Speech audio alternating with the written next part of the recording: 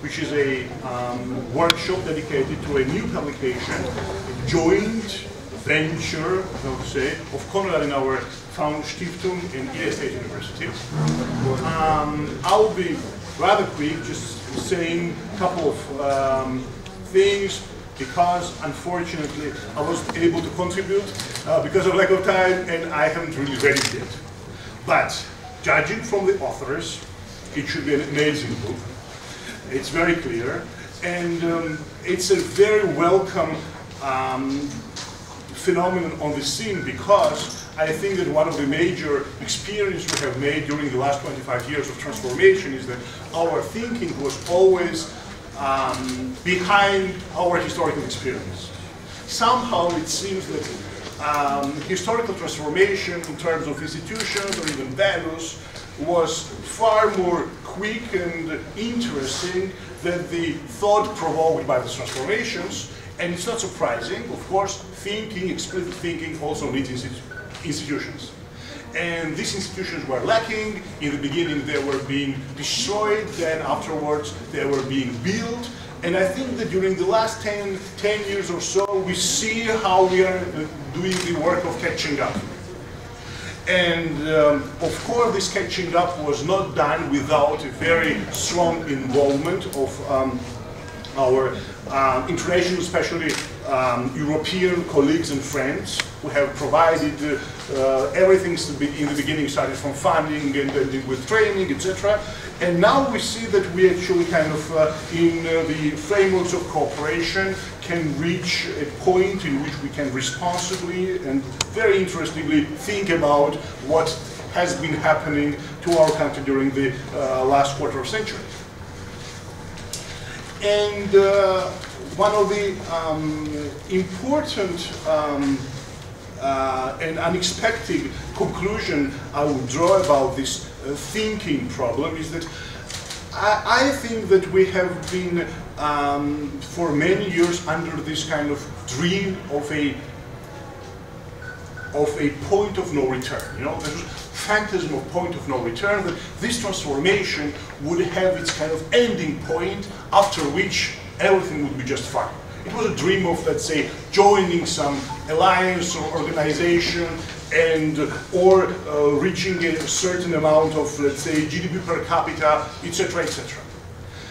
And what we have with the experience, and also not only of ours, but also seeing how what's happening in Western Europe currently, for example, the challenges the Western European countries are facing, which sometimes are quite similar, perhaps on another scale, but still quite similar to what we have been experiencing, for example, regarding the problem of populism, to say the most obvious example. I think that we are kind of overcoming this dream a little bit, and understanding that, well, the history is this kind of is a series of attempts or endeavors in time. So we, one of the major things that our own challenges have to be approached in kind of a little bit non-finite way, not thinking about this reaching the point from which there will be no backsliding, but understanding that our individual collective endeavor is really defining how our transformation process will look like. And I'm absolutely sure that this book does a lot to clarify this situation for us and for those outsiders who are interested in the fate of Georgia. Thank you very much for coming once again. I'd like to thank the organizers of this book publication, also today's event, very strongly. And first of all, it was Davida Prasice, who actually was the person behind this book from both sides of Ilia State University side and Conrad and our Stiftung side. And to give floor now to my very cherished and distinguished colleague, Iilias. Thank you. Good morning, everybody. Thank you for coming. Yes, we are presenting today the result of one-year project, which is a book project.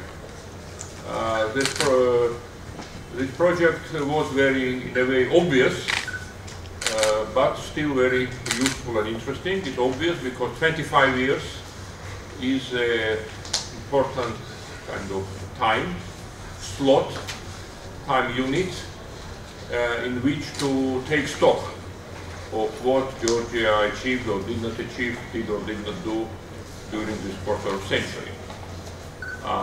By the way, while working on this, we thought what is exactly the date of 20, when we should celebrate exactly, and there is no date. Some of our Western friends, especially on Facebook, congratulated on 26th of May that it is 25th anniversary, but it certainly was not 25th anniversary, because 26th of May was in 1918 when actually something happened which inaugurated Georgian independence. On 26th of May 91, nothing of that kind happened. Maybe we should have been rather celebrating on April 9, because that's when formally our parliament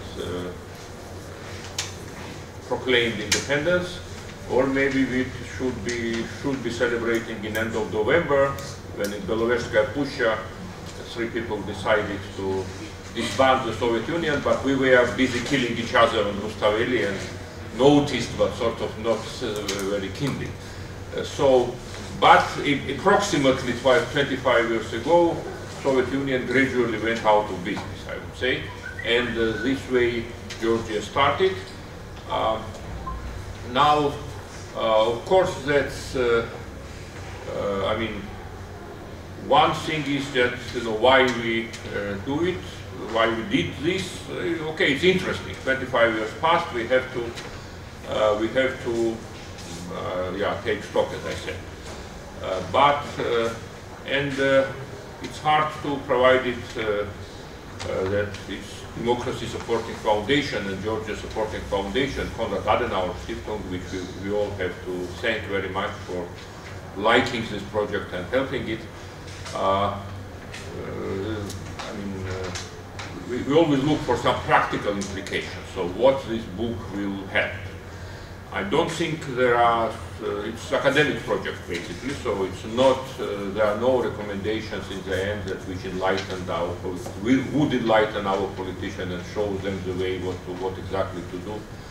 Of course they would jump on it and follow it, but I think it's still, when we are working on it, I think it was also useful in a way, not just informative, let's say so. Why, as Giga says, in Georgia we always follow the events, we always follow somehow specific developments, and we are usually unhappy about them. Georgian, at least Georgian intellectuals, are very much unhappy about how Georgia is, how bad we are. We are always complaining about this, that it's not really democracy, our economy is terrible, we don't know, I mean, the European Union, NATO would not have us, so with that, when we judge with this kind of imagined final product of our development, when everything will be fine, so all check boxes will be checked, will be NATO, European Union, will be democracy, functioning market economy, everything, and we are not there, certainly. So in that sense, the subtitle of the book, Unfinished Projects, I think captures this mood that we are fighting, we are struggling, we are doing something, but we are still not there in any of these dimensions we are discussing in this book. But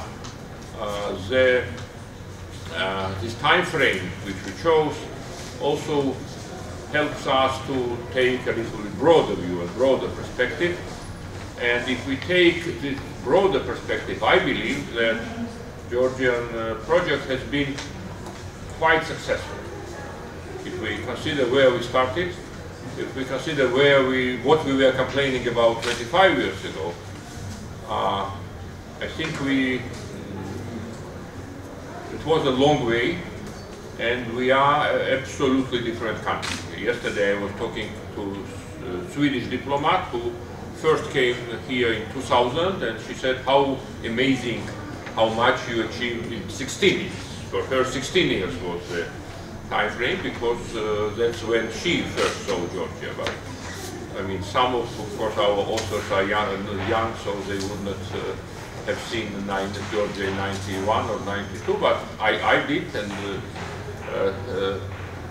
so if you compare from that kind of yardstick, then you see things a little bit differently than when you complain about Bedzina or Misha or I don't know, poverty or things like that.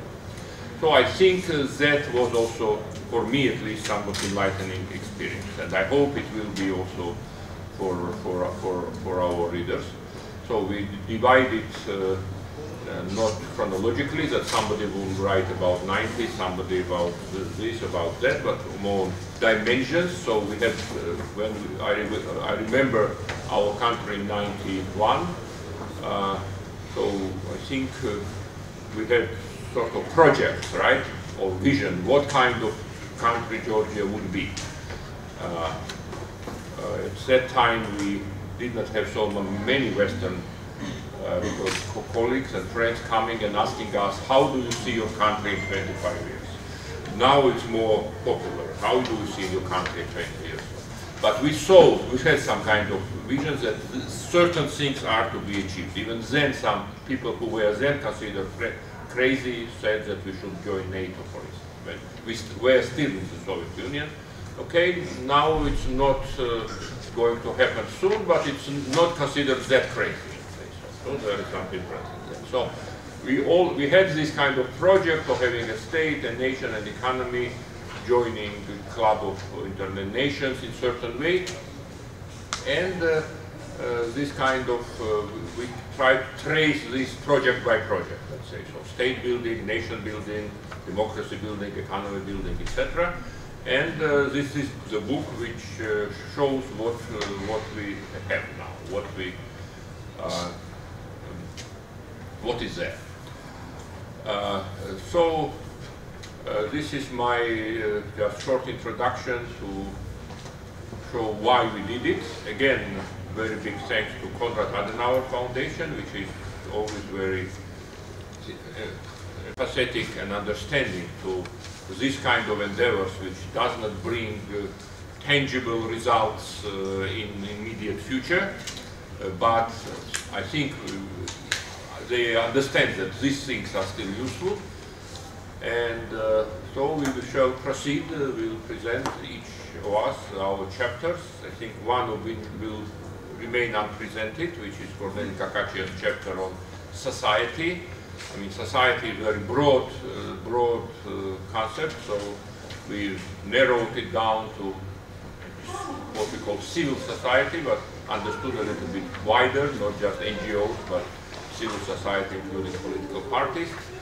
So this author is absent, unfortunately. He's traveling all the time, so we could not catch the moment when he would pass by in Georgia. So, but all of us are here, and we are hopefully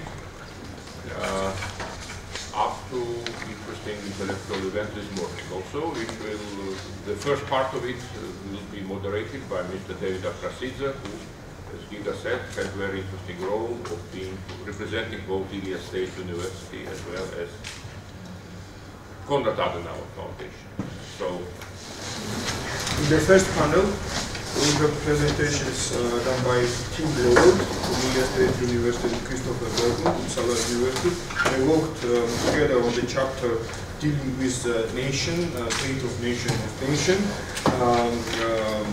how the understanding of the Georgian nationalism and the nation in Georgia has evolved over time, starting from this very, let's say, ethnic-based understanding of nationalism and developing towards the more civic project, and what were the main stations and the main challenges are presented in this chapter, and the authors will present this also to our audience. Then Professor Nodia will continue with the state building, how the Georgian state would evolve over the time, what were the main challenges and the, let's say, achievements. Let's say the title of this presentation, or the chapter in the book, is also self-telling, because it's about dramatic but closer to completion, and the project dramatic, which is dramatic, is full dramatical stations, but nevertheless there are some achievements and some good news related to that. And we have a slight small change in the program. Eric Livni, Professor Livni, and I'm very proud to say that Mr. Livni is not only president of International School of Economics, but recently he also became the president, professor of Ilia State University. Congratulations to Ilia State and Eric as well. And Eric unfortunately could not attend the second panel, so he will be presenting his chapter in the first panel. Eric, please, if you join us. Let's get started. Maybe one more information to the audience that because of this generous funding from the Konrad Foundation, this publication is free of charge. So anyone interested to have this publication, we have enough number of copies here. During the break, you can grab and take and then read and make your comments also. Let's start it. Let's get started, and I'd like to pass now the word to Christopher and Tim. Please, the floor is yours. Okay. Thank you, David. So I'll go first. My name is Timothy Blavelt. I'm a associate professor at Ilia University. I should emphasize that our chapter is that Christopher Thurgood, my colleague, is the primary author of this chapter, and I'm the second author. I will speak first right now because I will be speaking more about the first half of the chapter, to which I made more contribution. I'd also like, on behalf of both of us, I think, to thank the Foundation for this project, and for David and the editorial board at Ilia for inviting us to participate in this project. So, as David mentioned, our chapter focuses on the question of ethnicity and definition of the nation over the course of these 25 years. As we were just beginning here, Professor McFarland mentioned that the editors resisted the temptation to put a question mark at the end of the title. We weren't quite so resistant, so our title on from ethnic fragmentation to civic integration, question mark.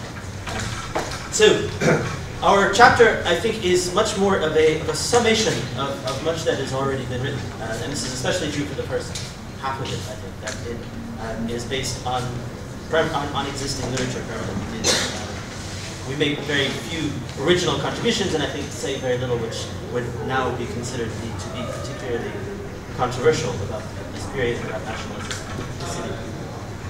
and ethnicity. Our chapter traces the developments of as is typical with discussions of ethnicity in the post-Soviet period, the legacy of Soviet nationalities policy, the role that played in shaping conceptions of ethnic identity, ideas of ethnogenesis, of primordialism, of exclusive self-identification, and as also is common with histories of this period, trace the evolution of particularity of Georgian politics at the end of the Soviet Union, the way in which the events of 9th April and the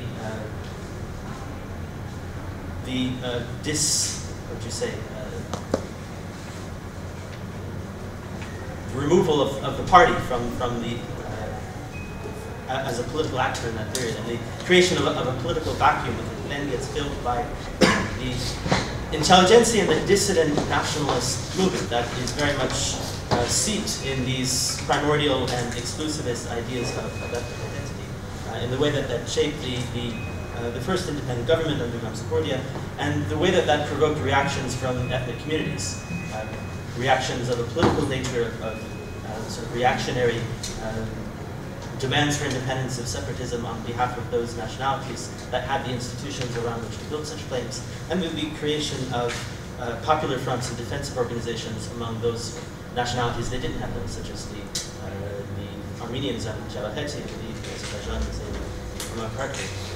and we discussed briefly the ways in which that provoked conflict, the ways in which these things underlay the separatist conflicts in Abkhazia and South Ossetia, and more generally in the way that they underlay the relations between the Georgian majority and other ethnic minorities within we then move on to discuss the Shevardnadze period, the ways in which politically the coming to power of Shevardnadze represented a sort of restoration of the Soviet-era nomenclatura, a sort of long path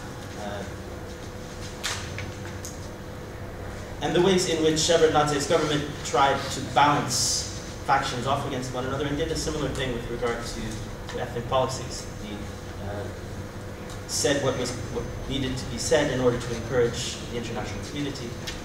He allowed discussion of and ultimately the passage but not ratification and implementation of European agreements such as the Framework Convention for Protection of National Minorities, the European Charter for Regional and Minority Languages, but never actually implemented these things in practice in the ways in which, in the same way that he balanced different factions politically off one another, he did the same thing with regard to ethnicity. That there was a live and let live attitude with regard to things like the Georgian language or the use of Russian as a lingua franca in minority regions. And ultimately, what we call a regionalization by default. So rather than having a specific policy of decentralization or encouraging regional autonomy, simply this resulting from this policy of balancing different factions off against one another.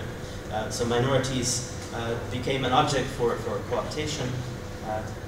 They were brought into the structures of the political party, of the Citizens Union of Georgia, but at the same time remained very much underrepresented at the national level, very small percentages in the national parliament. So a policy of cooptation, of live and let live with regard to languages, but also, as in other aspects of the policies at that time, a sort of benign disintegration and lack of funding, lack of initiatives, lack of real mandate to do anything serious other than sort of lip service.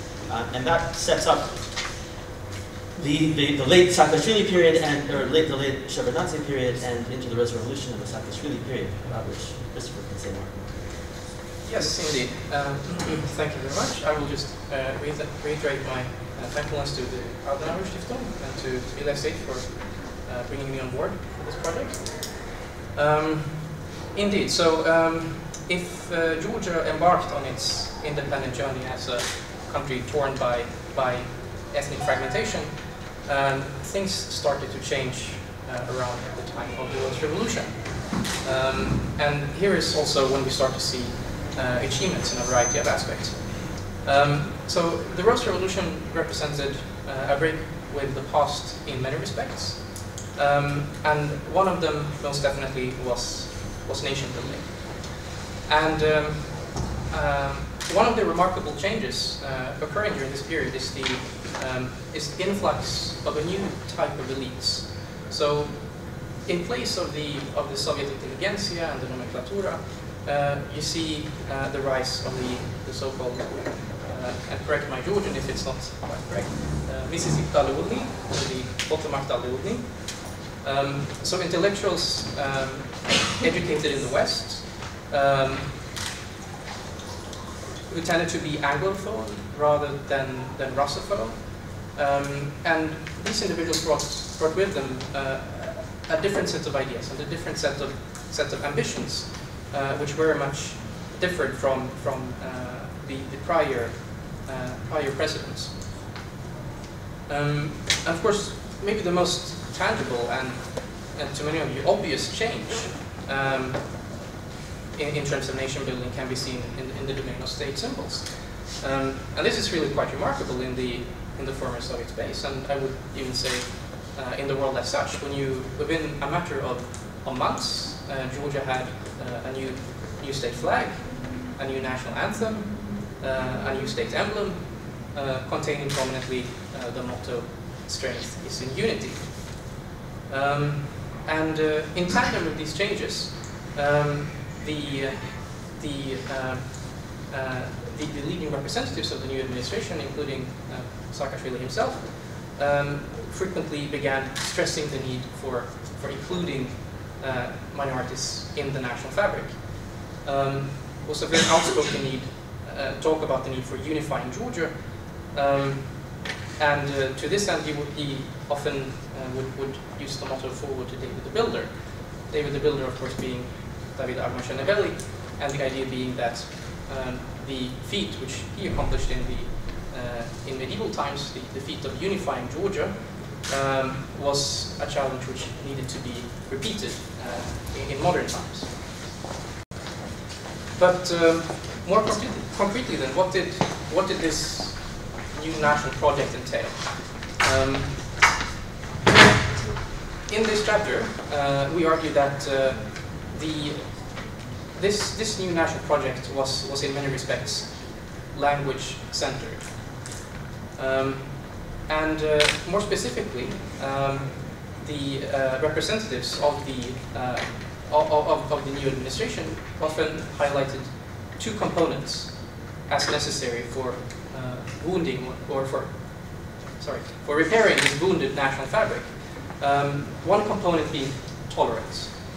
So Georgians had to be tolerant to Georgian-speaking minorities, and barriers to inclusion had to be lowered. So discrimination on religious grounds, on cultural grounds, on ethnic grounds, etc., no longer could it be acceptable. So if this component placed demands on the majority, the other component also placed demands on the minorities, in the sense that the minorities were also expected to learn the state language. Language being highlighted oftentimes as the main tool for integration. And more concretely then, of course, so what did the authorities do to these ends? Well, prominently in 2005, so Parliament ratified finally, after a long delay under Shevardnadze, the Framework Convention for the Protection of National Minorities. And they also set about creating a series of domestic institutions designed to deal with different aspects of this nation-building program.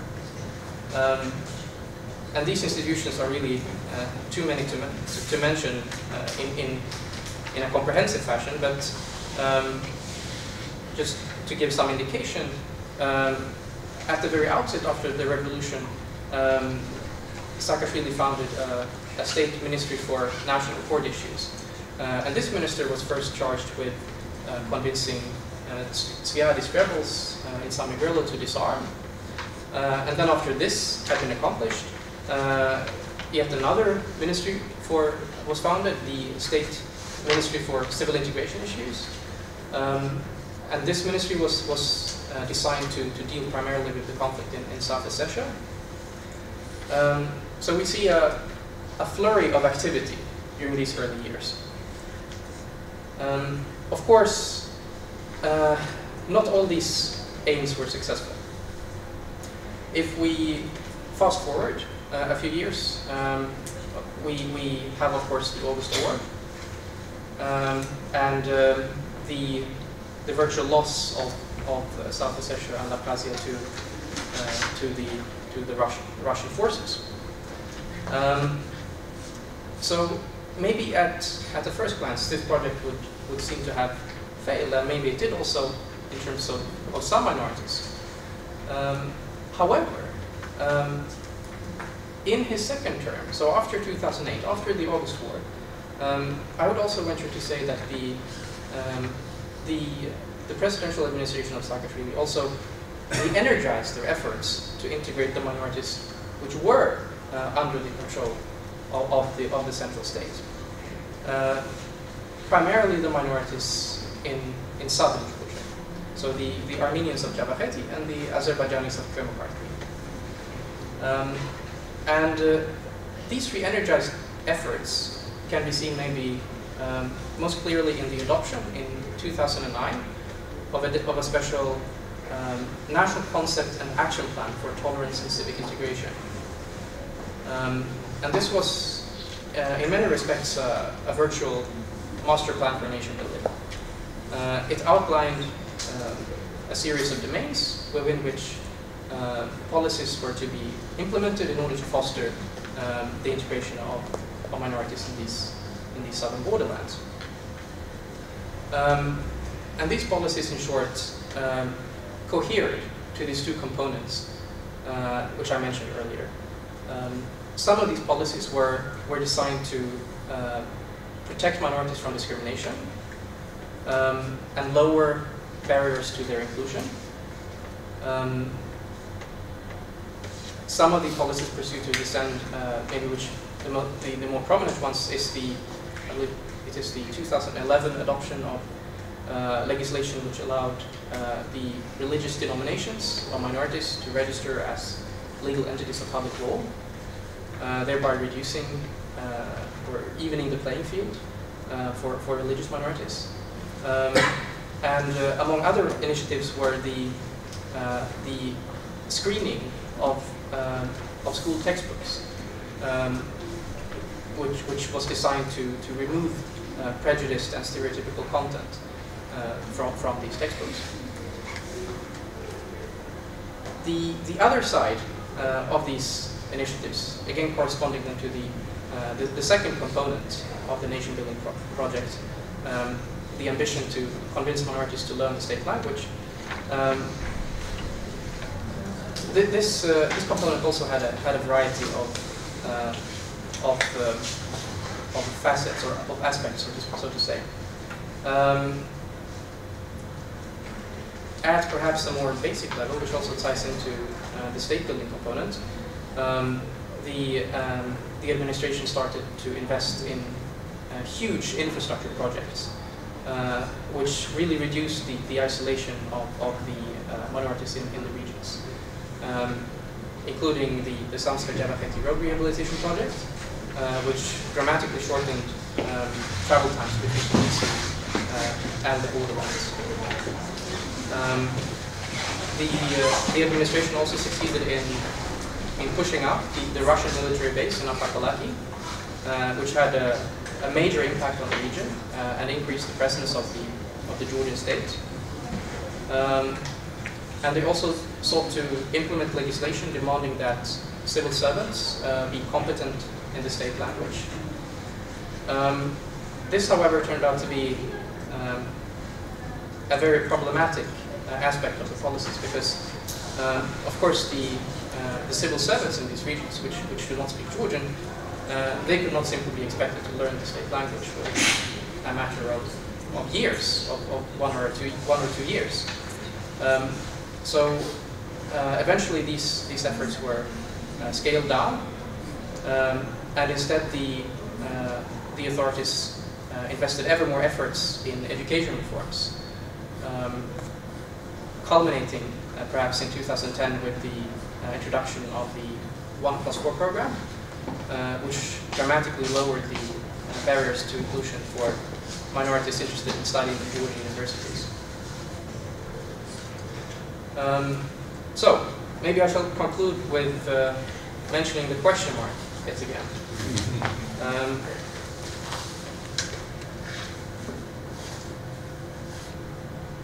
So, despite the failures,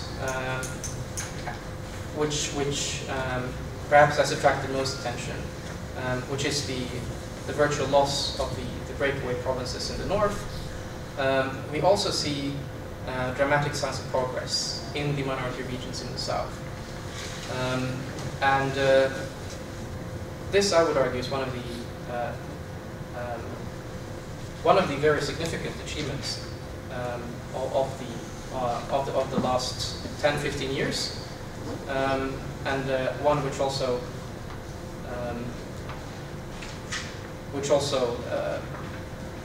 exactly emphasizes this need to distinguish between, on the one hand, the failures in the north and the successes in the south. Yes, so I will conclude. Thank you, Tim. Thank you, Christopher.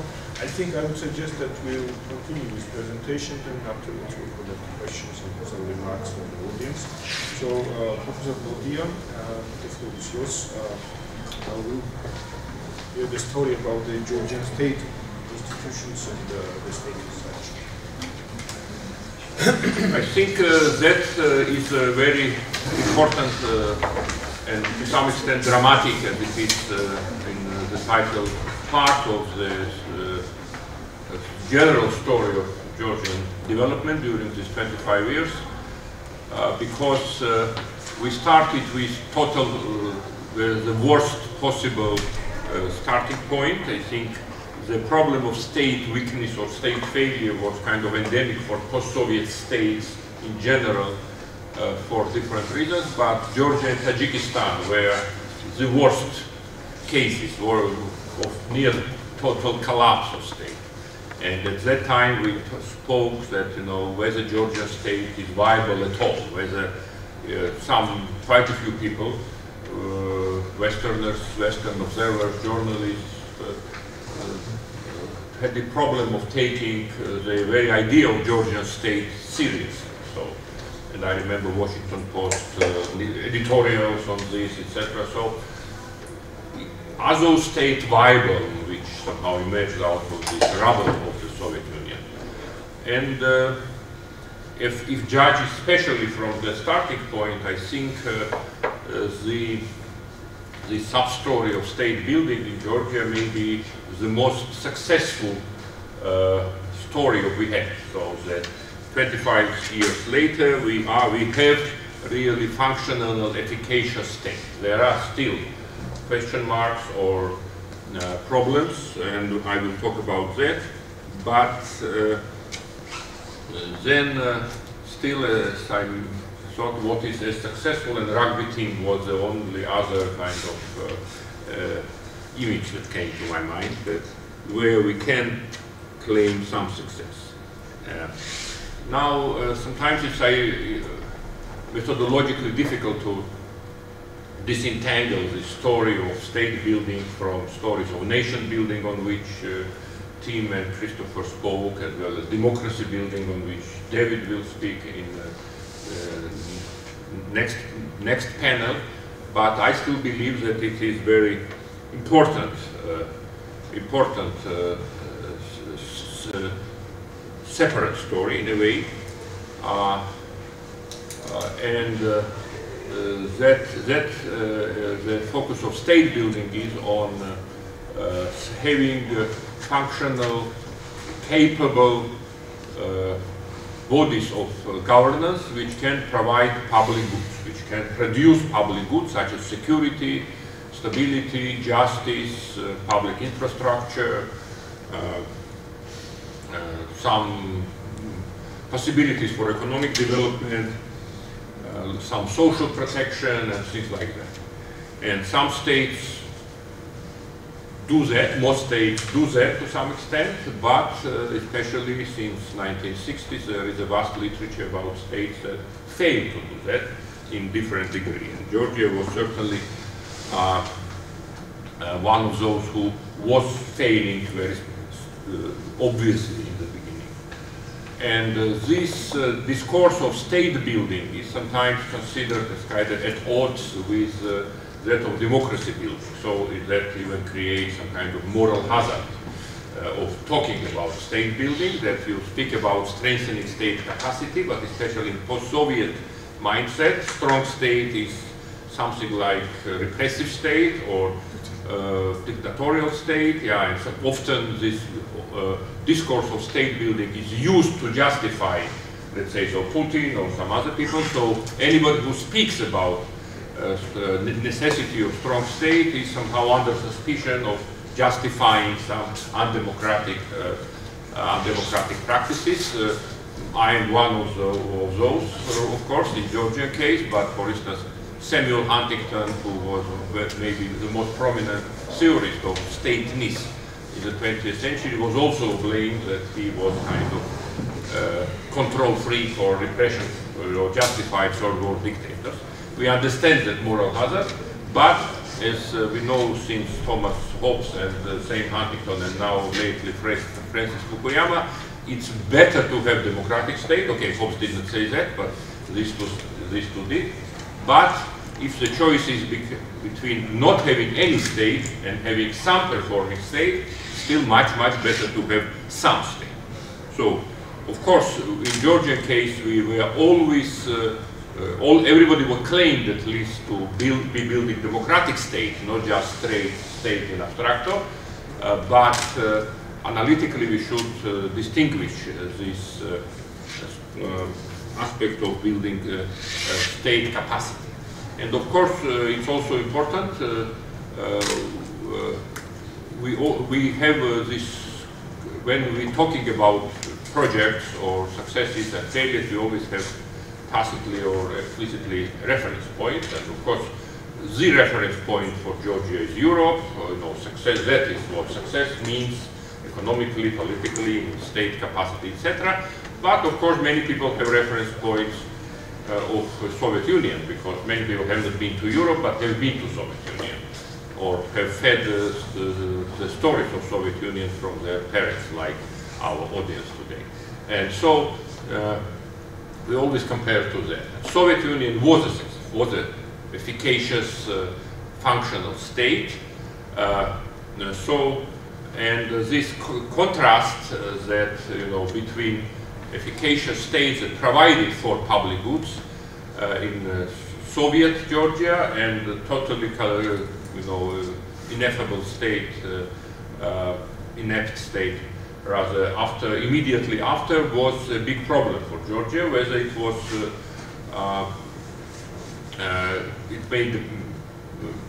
there was a point in having an independent state at all. I remember when we had electricity problems, of course, for a long time, but when like 93, 94, they were especially terrible. And each time electricity went off, I had a neighbor up on one floor up, and he would come out and said, "So, did you fight for independent Georgia? So you have it now. What do you want?"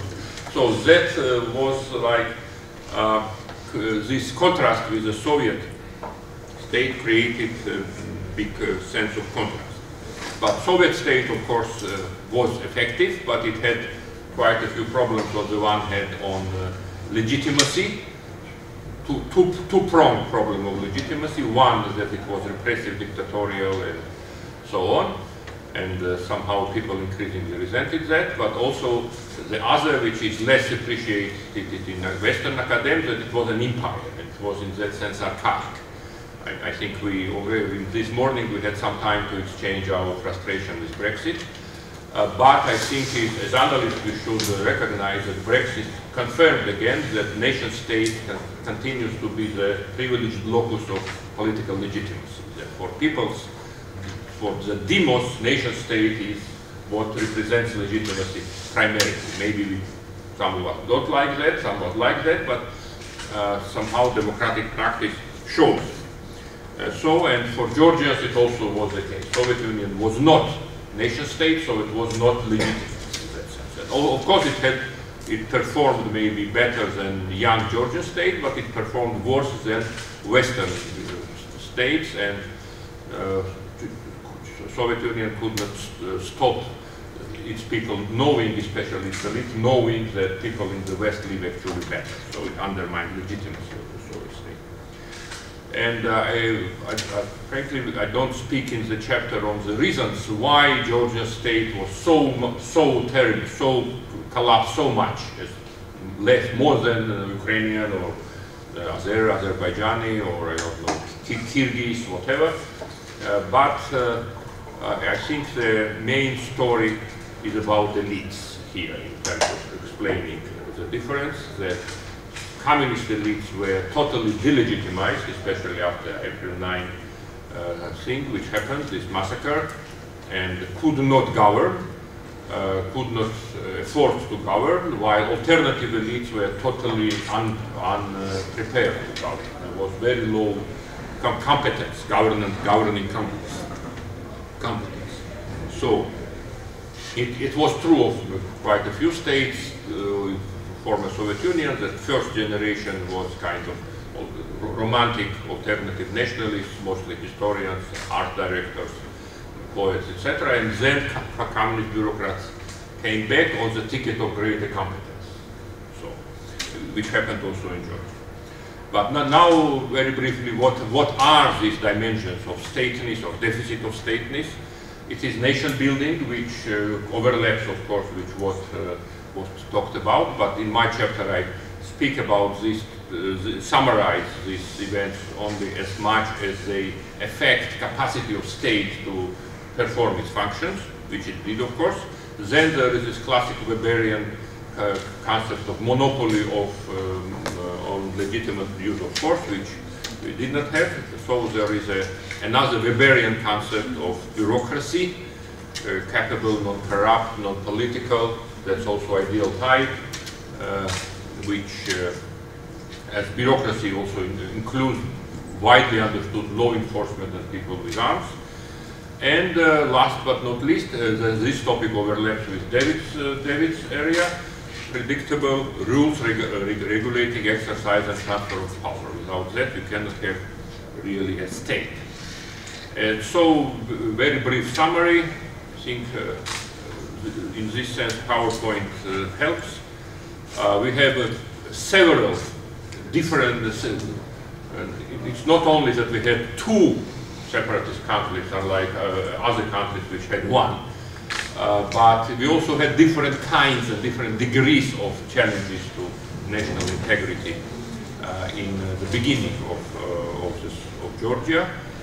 So there was uncertain whether this new project of Georgia nation state would be accepted by quite a few people, not only in Abkhazia and South Ossetia. Of course, Abkhaz South Ossetia is obvious, but Adjara was also problematic. It was not open ideological separatist, but sort of tacit or effective separatist. And until 2004, okay, Western scholars were writing articles where Adjara was compared with Abkhazia South Ossetia, that it was something similar.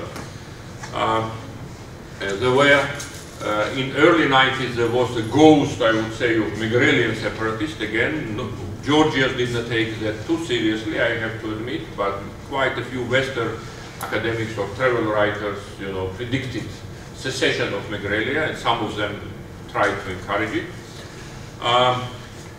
There was, of course, Kavokatli and Samska Jalaheti, and there were quite a few predictions about that.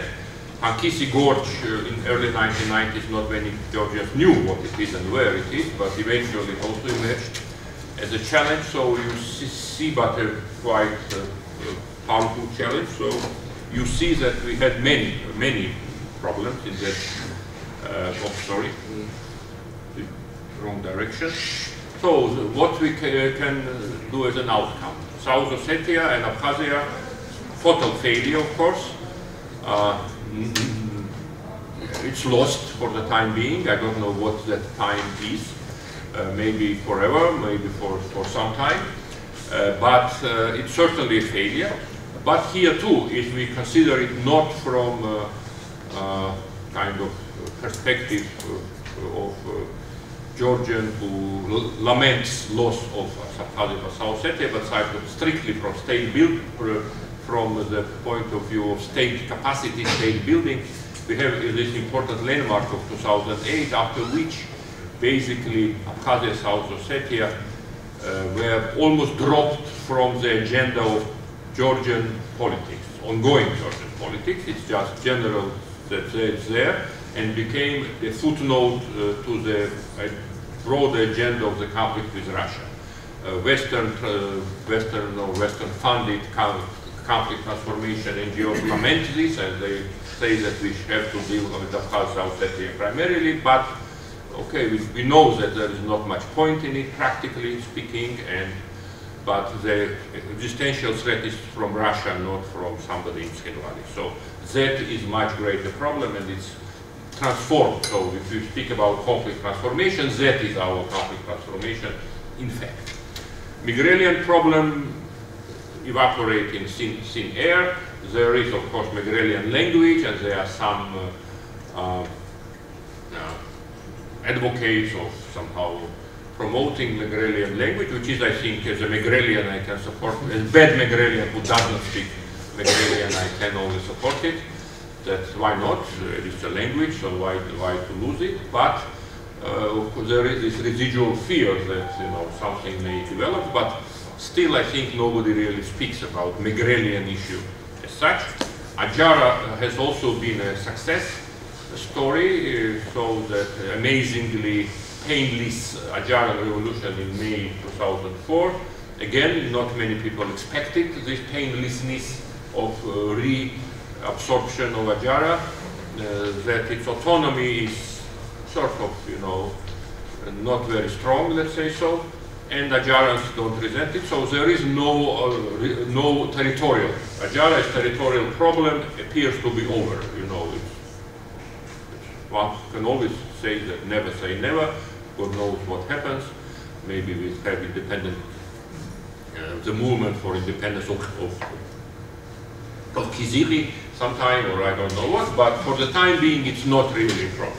Not more than independence of Kizili. There is, of course, religious problem and the problem interaction of Christian and Muslim Adjarians within Adjaria, but Adjarian Muslims are fervent Georgians and very angry when somebody questions that. Unfortunately, somebody that does question it. It's a problem, but different kind of problem. It does not challenge state capacity. And Pankisi is a big problem because of radical Islam, but it's also very peculiar radical Islam. People who are radical Islamists are also loyal to Georgian state. Maybe because they hate Russia, because of Chechnya, but they are patriotic Georgian citizens. But if they can move from Georgian army to ISIL army, sometimes this also happens. Now, monopoly over legitimate use of force, that's of course especially dramatic story. Here we have several kind of stages, one from April 99 to November 92, when we had effective diarchy, when we had a formal communist government after April 9 without legitimacy, and national movement with legitimacy but without levels of government. And so it was beginning of Georgian state collapse, because state collapse can't work in that. So Gamsahurdia tried to have some kind of rebound. He arrested Pedrioni, etc. But it proved shortly when we had total collapse, starting from September of 91, when Gamsahurdia's own armed, whatever it was, armed groups, armed forces started to rebel against them.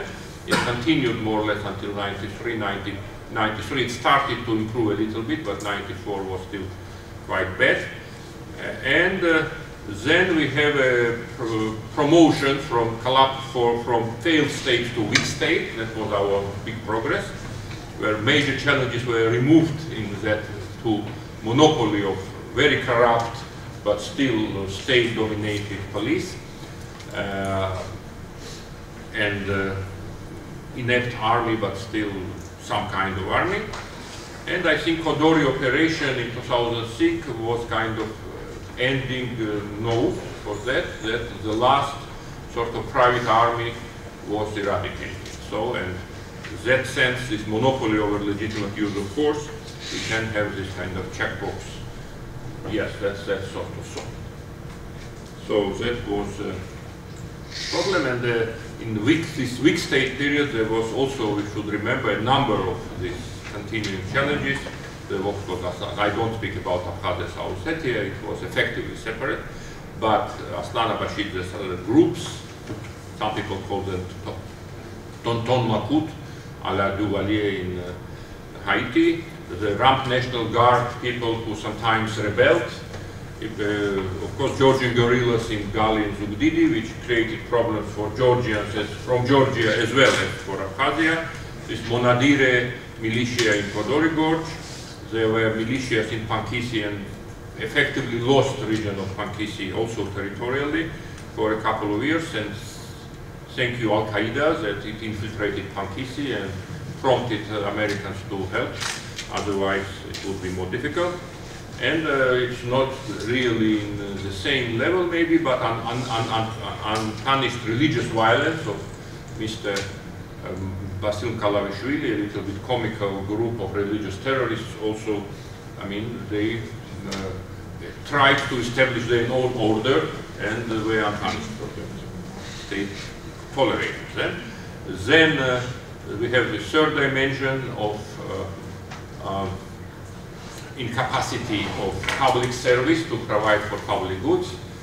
Corruption, I think 95 year was a landmark in the sense that if before these militias and Pedrioni, etc., were the primary concern, then corruption became primary concern, and it was not corruption as a moral problem or legal problem, that some people are corrupt, so bad, but it was different kind of building public service, which some scholars call prebendary, again, following Max Weber, which means that public servants or law enforcement officers, they work not for salary, they are not remunerated, they buy their offices and then get their money by extortion or embezzlement or whatever, or covering businesses, but that was the way public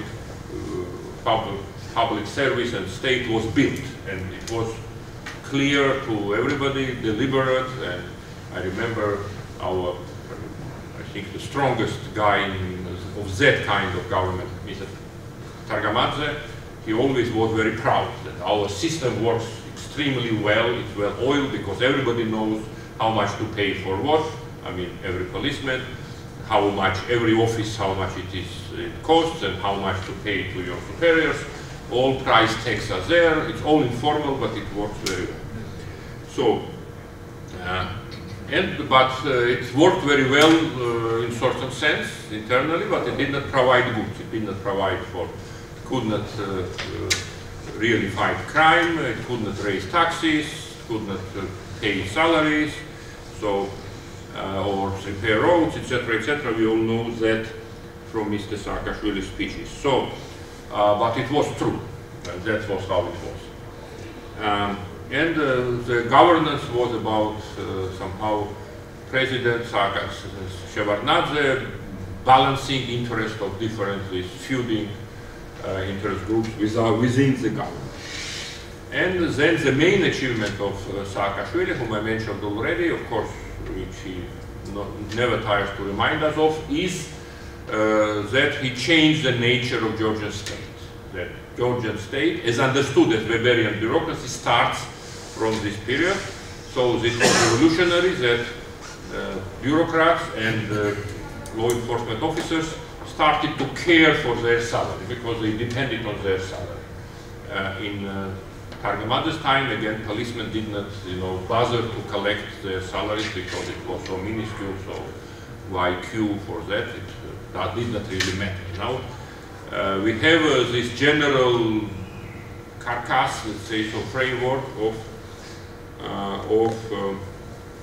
stateness, and state started to deliver some public goods, such as fighting crime, etc., etc. I will not speak too much about that. There is still a problem of non-political public service in Georgia. In Saakashvili's time, personal loyalty was very much important. Now it is more about nepotism or who is whose classmate or uncle or aunt or whatever. But so sort of this problem of some patrimonialist, neo-patrimonialist component is there, and it has to be something to work on.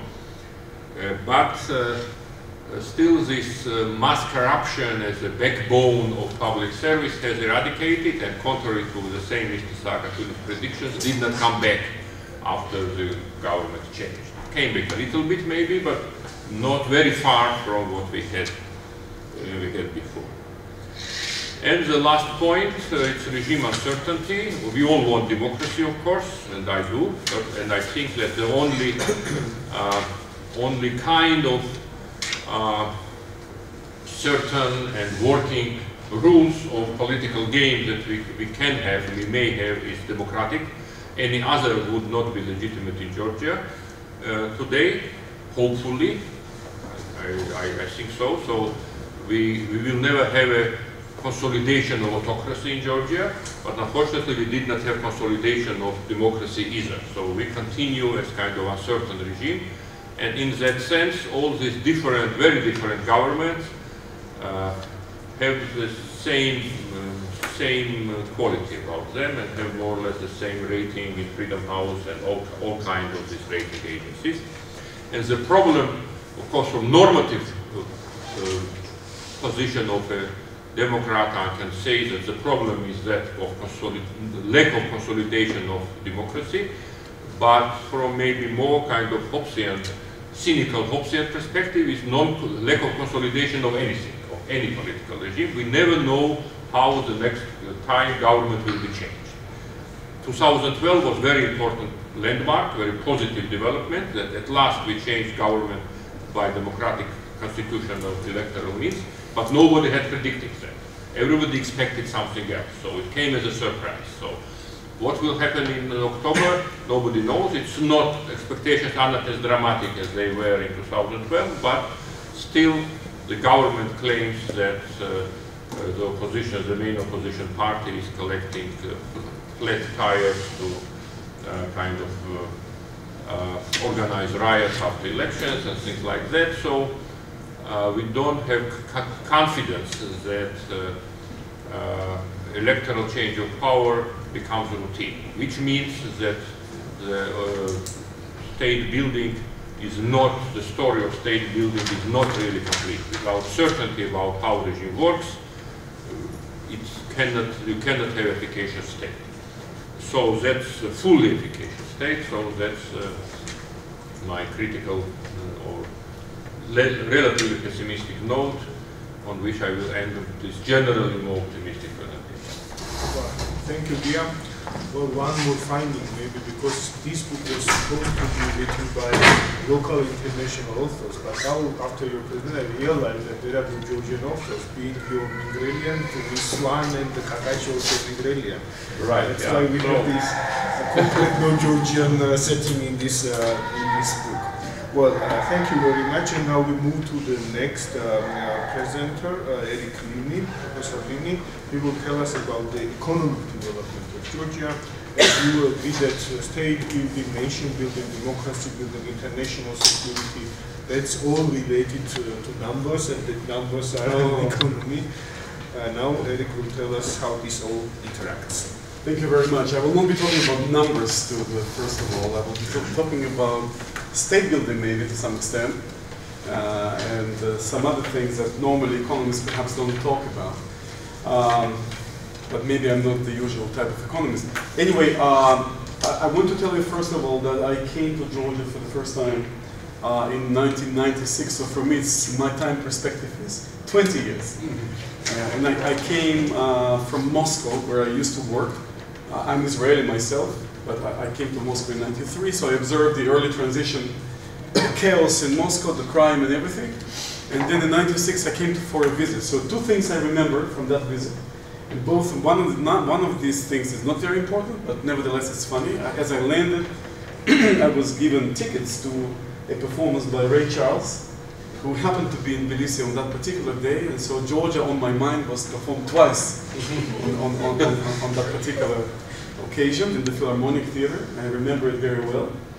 And the other thing I remember is my hotel, and this is part of my story. So I lived in a very nice small hotel, which probably had 4 or 5 rooms. But this was the most luxurious hotel I've ever stayed in my whole life. So it has all this post-Soviet marble and crystal and all the gold imitation in it. It was amazingly size. I mean, my room was probably the size of this hall, I'm not kidding. And there was a bathroom which was half the size of this room. Everything was unbelievable, except that, 1996, except that when you exit the hotel, right at the doorstep, right? So you exit this luxury, this marble, and right at the doorstep, the Tbilisi 1996 begins. Dirt, chaos. You know, no one cares to clean even the little, 2 square meters in front of the door of this luxurious hotel. And this kind of struck me. I mean, this is not something you would expect. And this is a very important aspect, perhaps, which I later came to appreciate very much, because it's not just this particular hotel, it's a common problem. We have things that are mine, so this is my phone, and this is David's phone, okay? And this is clearly defined, that this is his phone and this is my phone. But the space between us is not clearly defined, so I can actually move a little bit this or that direction. So where my sphere ends and where the public sphere begins, it's gray area, right? So in the case of Georgian hotel that I happen to stay with, the private sphere ended right at the doorstep. Right at the doorstep. So they take no ownership, no responsibility for even the 2 meters outside. And this is probably something to think about. Think about your apartment buildings in which you live. You know, how many of you live in apartment buildings? Think of your staircase. Think of your elevator. And I'm not talking about the whatever it is, what is supposed to be the garden around the house. The private and the public are divided in such a way that the private ends very close to you, and then the public starts, and this is the state. So we kind of, it's a very peculiar situation. You mentioned Tajikistan and Georgia in your comparison. Indeed, Georgia and Tajikistan in the early 90s were considered the two extreme examples of massive economic and political and nation building and whatever failure. Massive failure. One big difference. I don't know if you know it, but in Soviet time, Tajikistan was always, consistently, for years and years and years, the poorest of all Soviet republics. It was always, in some sense, a failure. And Georgia was the wealthiest. The most prosperous, the most fun to visit. And so Georgia went all the way down, from the top to the bottom. And Tajikistan roughly stayed the same. But let me tell you something else about Tajikistan and Uzbekistan, because this comes back to the question of where the private ends and the public begins. If you went, and I actually did not do that in the early 90s, but I would imagine that even in the early 90s, that would also be true. So if you go to Uzbekistan for sure, which I visited, the Tajiki parts of Uzbekistan, what strikes you is amazing cleanliness. It's a clean country. And people clean around their houses, people clean around their neighborhoods. Because the public sphere and the private sphere overlap to a very large extent. So in Uzbekistan, if you go into a neighborhood, even in a big city like Tbilisi or Tashkent, or you go to a city in Samarkand, the neighborhood will not be something, oh, that's something that the government takes care of. No. It's something that people who live in the neighborhood take care of. It's there. And it's very different from Georgia. The neighborhood, oh, that's the government. That's them, that's not us. So in Tajikistan, in Uzbekistan, those two countries, for some reason, historically, culturally, it makes a huge difference. Now, the statehood situation that Gia described so beautifully, I also refer to it in my little chapter, and I call it a situation of pretense. We use in economics the term equilibrium, but I don't want to use terminology. So let me just explain what I have in mind by pretense or pretending. The situation is that the state, so to speak, and I use quotation marks when I say state in the context of the 19th century, almost I said 19th century, but in the context of 1990s, whenever I use the state, I use quotation marks. Because the state, so to speak, was pretending to provide services. It was pretending to provide education. It was pretending to provide electricity. It was pretending to provide healthcare. It was pretending to provide, I don't know, social safety net, security. But in fact, it was pretending, it was providing nothing. So you had the state in name, but nothing in reality. And the citizens, again, citizens in the 1990s, I use citizens in quotation marks. Because citizen is somebody who cares about the public sphere. The citizen is somebody who cares about other people. A citizen is not just a private individual. A citizen is somebody who is a citoyen, is a member of a society. So in the 1990s, citizens were not citizens. They knew that they had nobody to rely on. They had to take care of every aspect of their personal life. They had to take care of their health, of their education. They had to take care of their electricity. They had to take care of their security. They hired either private mafia or just big and strong neighbors or friends or classmates or who know. There was absolutely nobody to rely on. And in this situation, you cannot talk about state and citizens, you can talk about pretending to be a state and pretending to be a citizen. And now I come to economics, and I'll tell you a story. I'll tell you a story of 1994, before I came to Georgia, even for the first time. There is a place outside Tbilisi called Gaimarთა, not Gaimardžveba, Gaimarთა. It's not very far from the Tbilisi airport.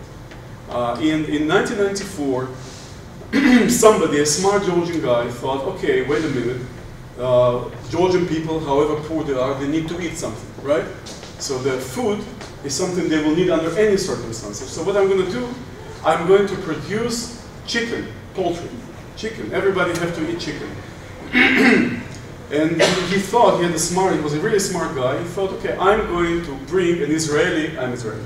So I'm going to bring an Israeli company that Israel is incredibly good in all kinds of agricultural production. So I'll bring an Israeli consulting company, and they will help me build a properly designed and engineered plant, and we will produce chicken for Georgia's needs, which will not go anywhere. And so he started building in Gaimardžveba, 1994. He started building a factory to produce poultry meat. And as soon as there was something visible in the ground, as soon as there was some, concrete structures on the construction site, this very moment, there was not a single chicken in it. There was no money. This very moment, a couple of guys, a couple of cars, I don't know the exact details, drove by. I don't know what they were wearing, maybe leather jackets, maybe something similar. But they wanted, who they were exactly. You can imagine that these were the sort of local mafia people.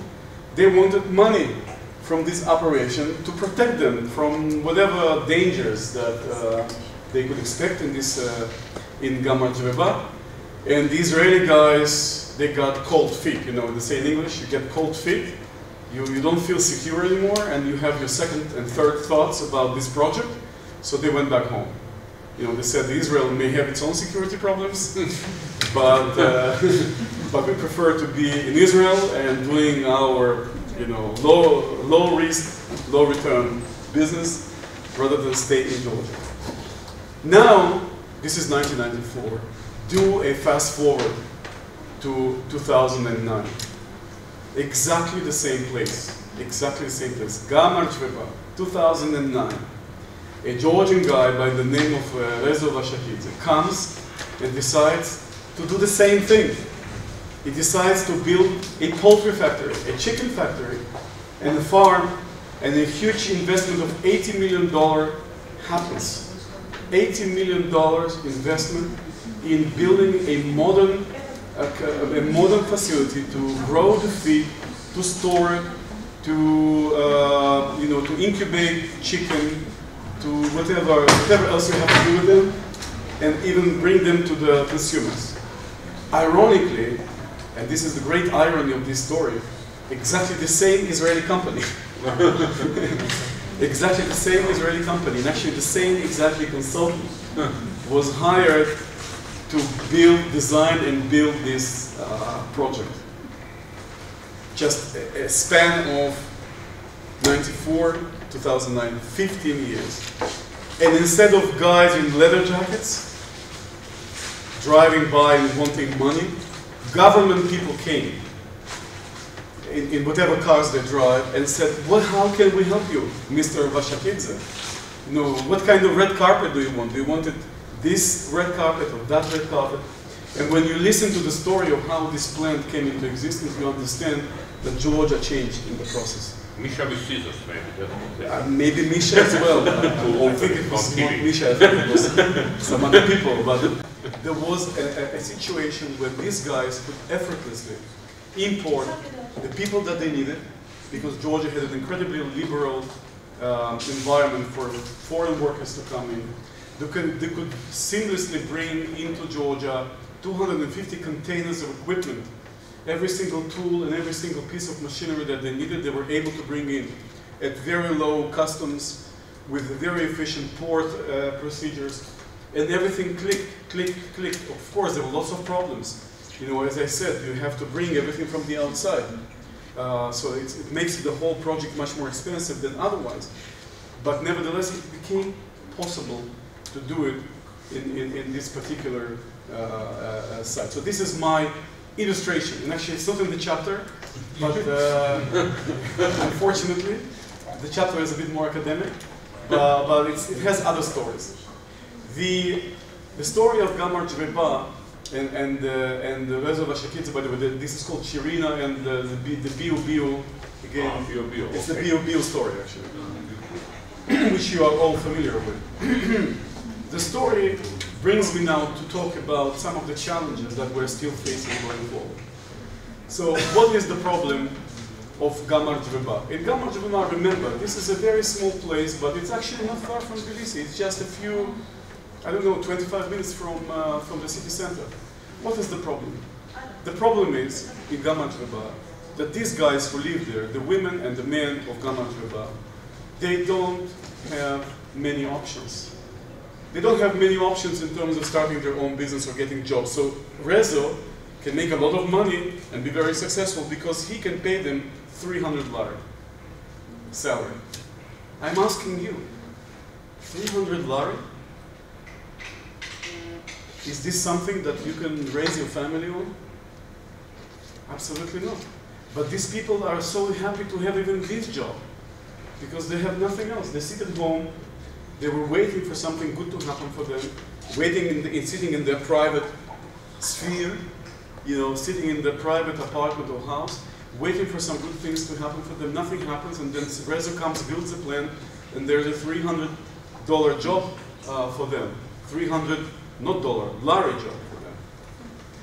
And the problem of Georgia is that despite all these wonderful achievements, I give you one number, I promised almost no numbers, but there will be one number that shocked me, and it's still shocking. What is the percent of people in Georgia today that officially have jobs? Anybody has an idea? Of the total population? Anybody has give me a number. Official jobs, people who have official jobs and have a salary. Public or private sector? 16? 16. Ah, I thought 16. You're not an economist.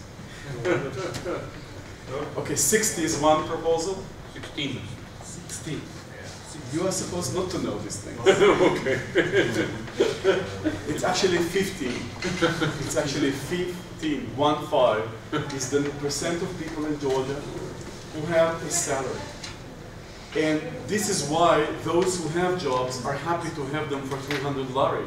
Because for every one of them who has a job, there are 5 who may want to take it from them.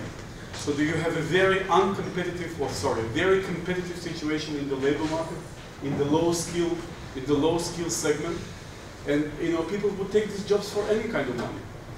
And so the job that is yet to be done is to create many more jobs for the labor market to become more competitive. It's also a problem of education, because the jobs that would be created in the future, these are not the kind of jobs that, you know, to pick some blocks and put them here. Yeah? These are not the jobs of the future.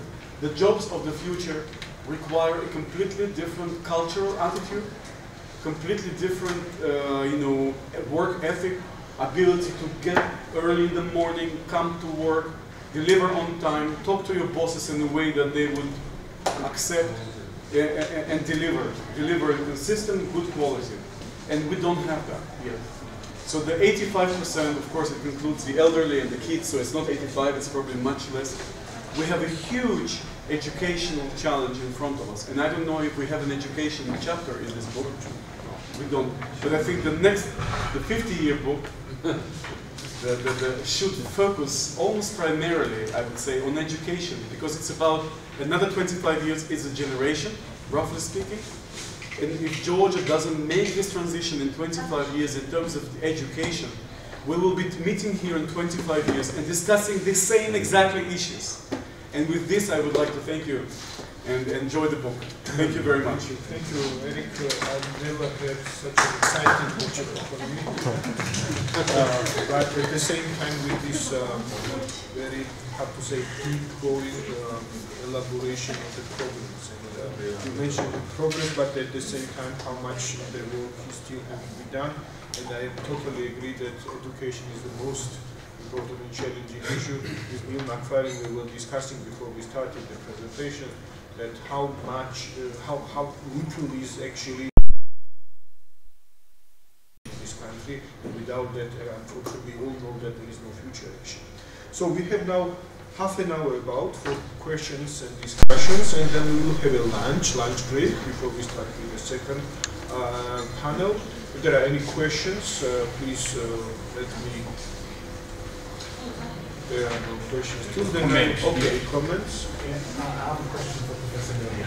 Professor Ilia, thanks. Excuse me, can you name yourself so we can also then. My name is Timothy. I'm a student, undergraduate student at International Blacksmith University. Okay.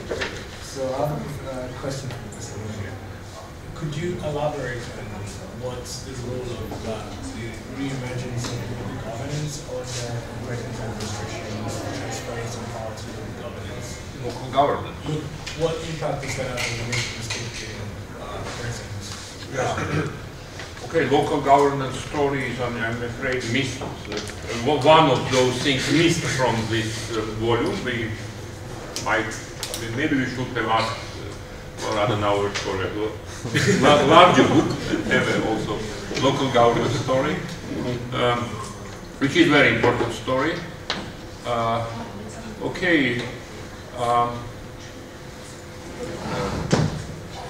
In Georgian especially, we distinguish between local government and local self-government, which means, so in English when people speak about local government, it means autonomy of local government, so that people autonomously solve their problems.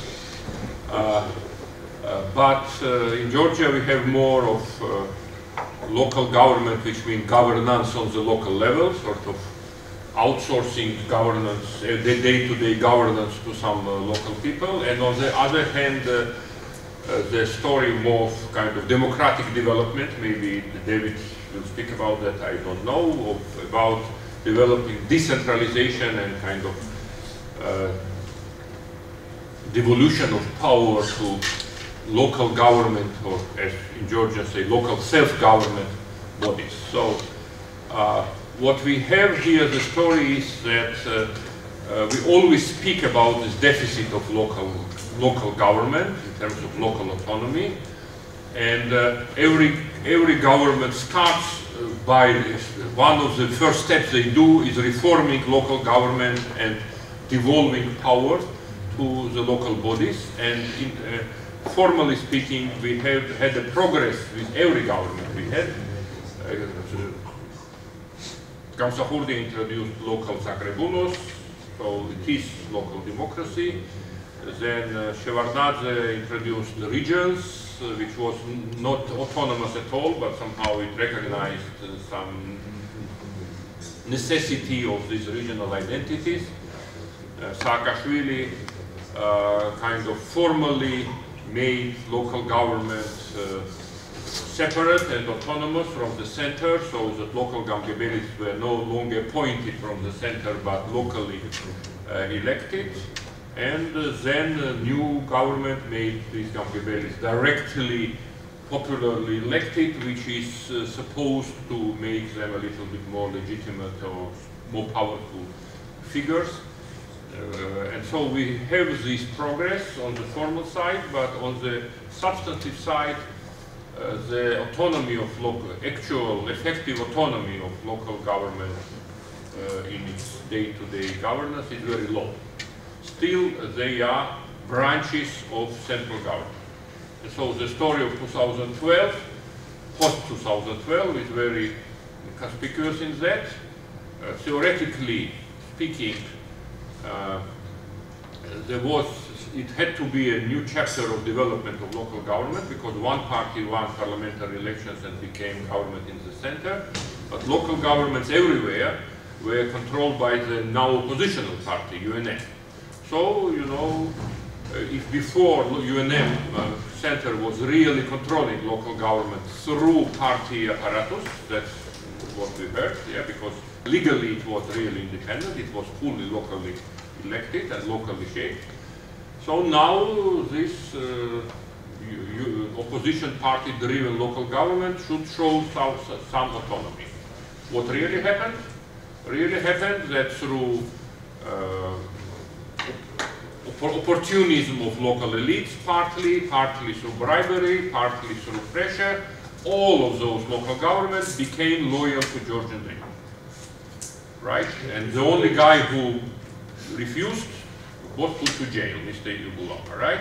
So that's the story of Georgian local government, how it really developed. So the problem is that we have effective local government in the sense that it provides services locally, but so it's as a branch of governance, of central governance, but in terms of real autonomy of local government, for which this English word of local government stands, we still are very much underdeveloped. So I will talk also in my chapter, I will talk in my chapter and I will then elaborate on that in the second panel, but it's really related also with this lack of competition of the political level, because we have this dominant party system, which means that actually one political group is controlling all the, let's say, constituencies nationwide. It includes national level and also local levels, which of course makes it very problematic for the institutions to work. We have the self-governance on the paper or as an institution, but the competition, lack of competition between political groups make this actually as an atrophy. I mean, it's not functional, the institution. Okay, I have also one question using my, let's say, advantage and this privilege to all of us actually. We have in this chapter concentrated solely on Georgia.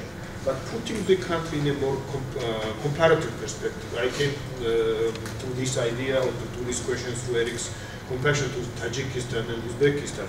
But putting into comparative perspective, maybe not comparing to Central Asian states, but comparing to Ukraine, comparing to Azerbaijan, Armenia, neighboring countries, more or less the same context.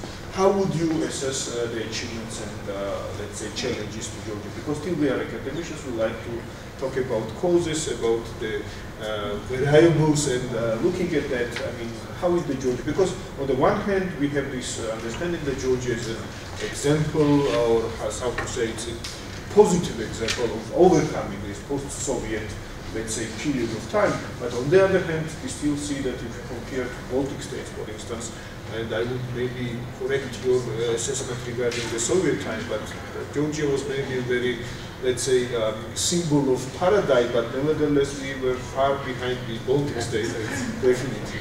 Yes. How do you see national building and the other new state building?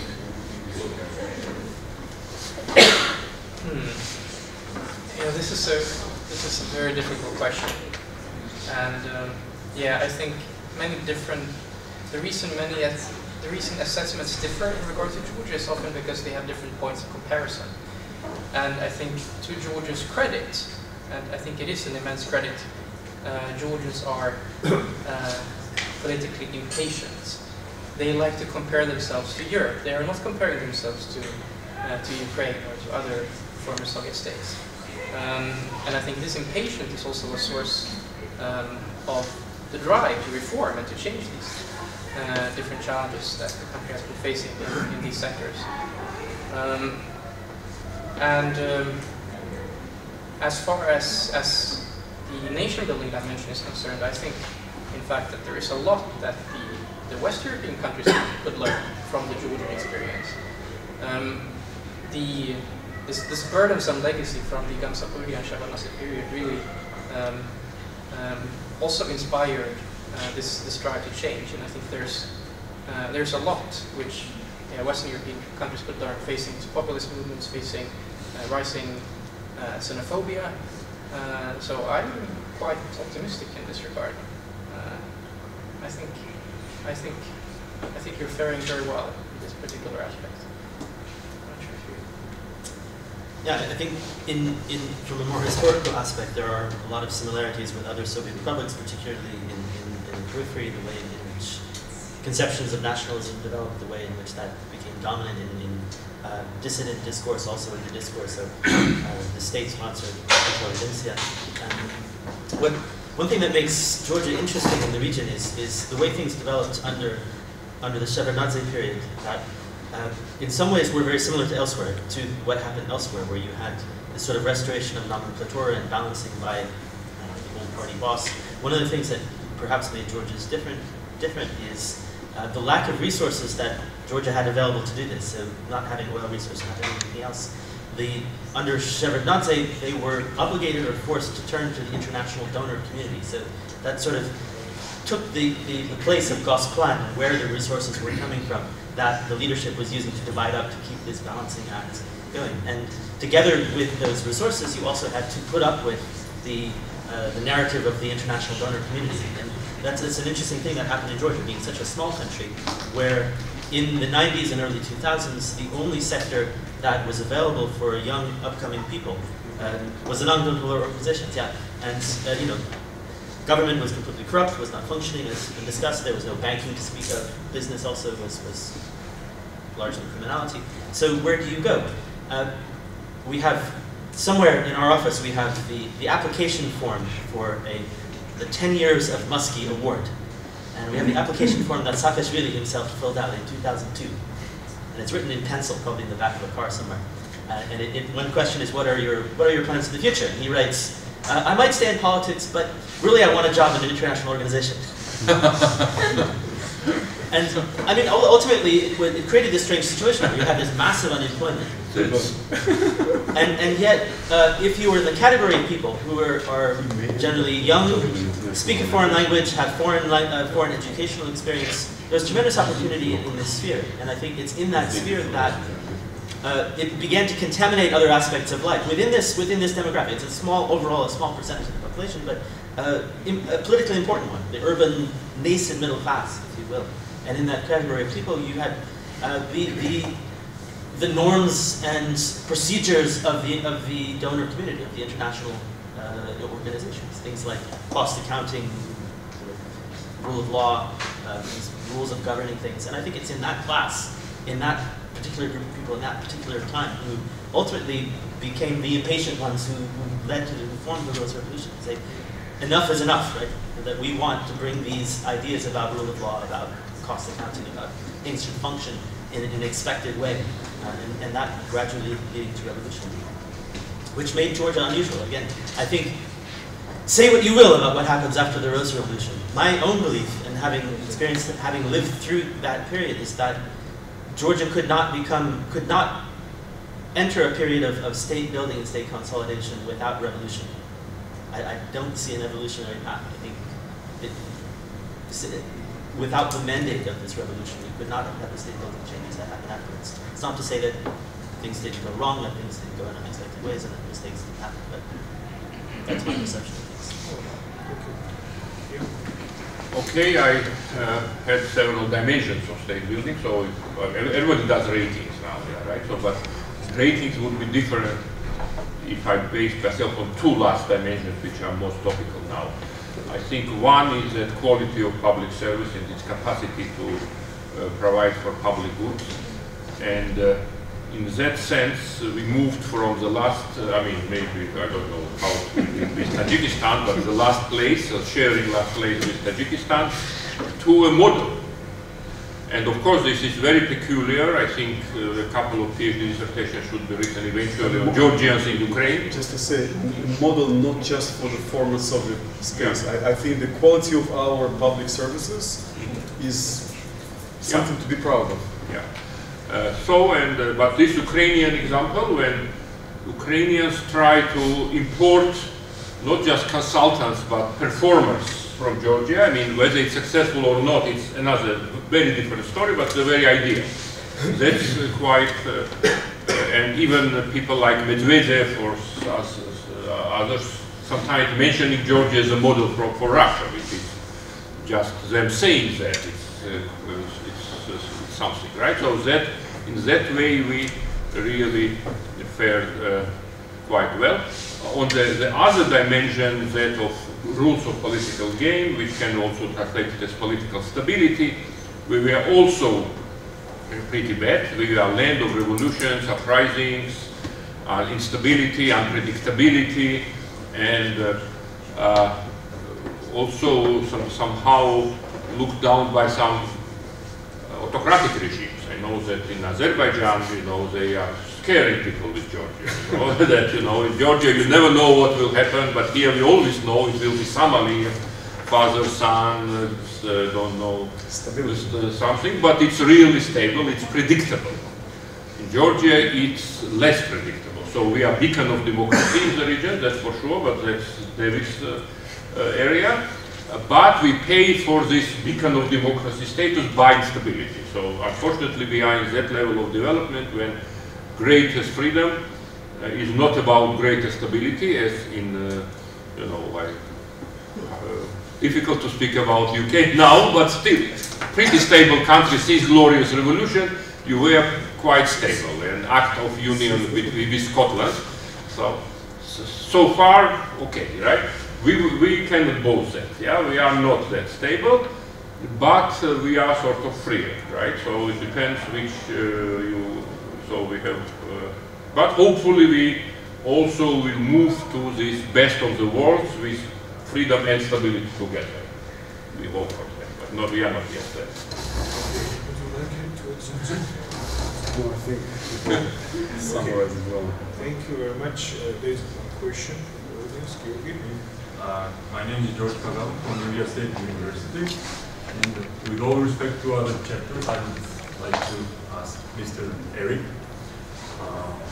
what is your opinion? What was the main reason of today's situation that you saw when you arrived to Georgia? What do you think is the reason of our economical development? Is it about changing of mentality of Georgians, the right economical policy,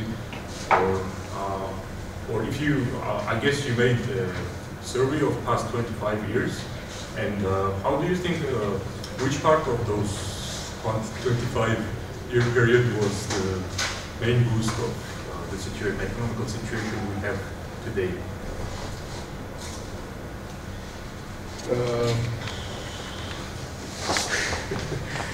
I mean, first of all, we are yet really to take off in the economic sense. So it hasn't yet happened.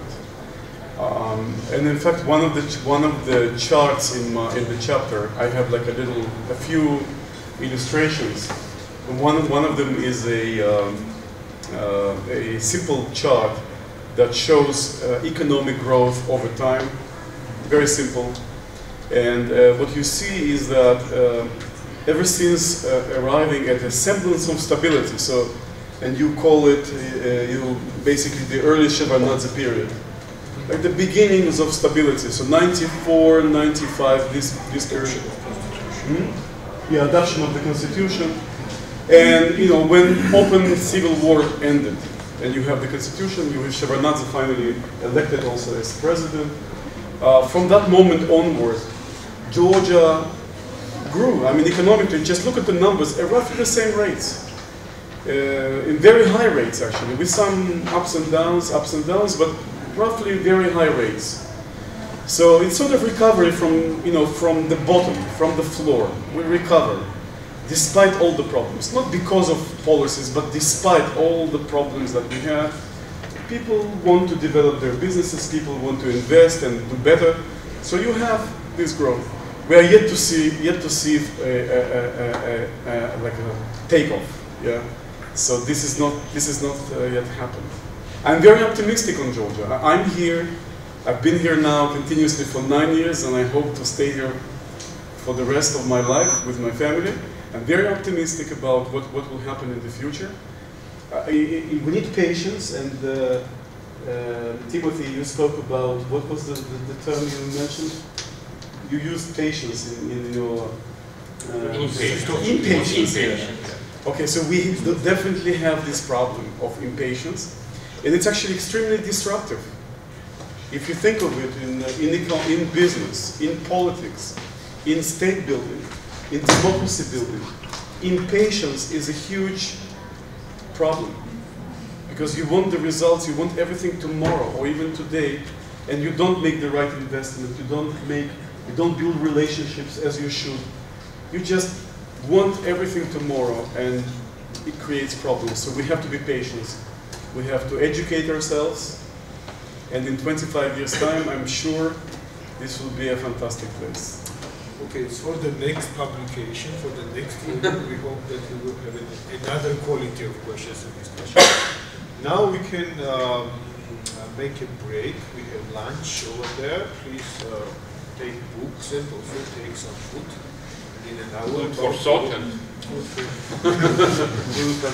I apologize, I will not stay for the rest of the session. Thank you. Panelists, thank you for contributing to the book and for this presentation. I think we can start early. Maybe some people, some of the audience are rejoining. Some people expected me to start exactly at 2. I apologize to them in absentia, but it appears that people did not go far. So we are continuing our conversation. So we have two, as I mentioned in the morning, theoretically we would have had three chapter presentations, but Corneli Kakachia is on travel as often. So we have only 2, but I am sure that quality will be very high, so that will recompense us for the lack of quantity or discussion of our civil society. Civil society and democracy are anyway very close subjects. And so my first speaker will be Mr. David Abbasi. Thank you very much. But because of having this chapter on civil society, I tried not to interfere in this, so I kept the boundary. Nevertheless, of course, here we have the book, and you can read the chapter of Corneli Kakachia, and this will definitely compensate in something.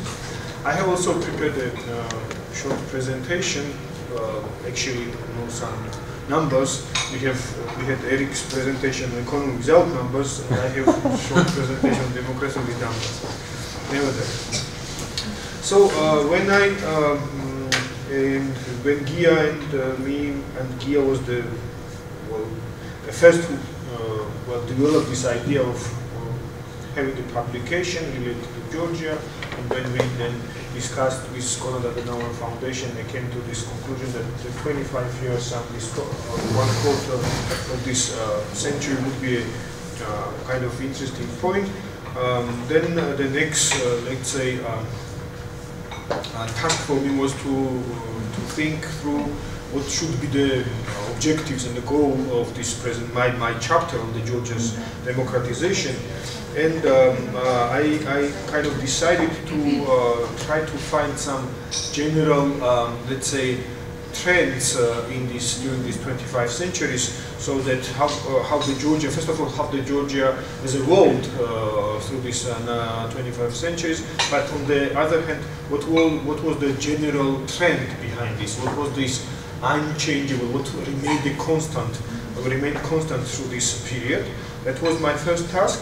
And the second, also to lay out and find out what were some changes and some variations where maybe we can find how Georgia can or could overcome the obstacles related to post-Soviet transition. So I actually tried to, and will try to present also some general trends, cross-cutting the Georgian transformation starting from the early 1990s, and also our, let's say, also underline the major structural problems and structural challenges on the one hand, and also some opportunities for Georgia's democratic consolidation, which I think that is relevant because of this 2016 elections. We are now in the electoral campaign. So actually, as for the structure of the chapter, I rather choose to have a more conventional approach. And in this chapter, you will find some description of how the democratic institutions, especially elections, and Ian has mentioned that this is a central focal point for both for institutional state building, but also for the democracy building, how these institutions evolved under Gamsahurdia period. Then I move to Shevardnadze and look at how the democratic facade and the new patrimonial rule behind this facade has developed and established.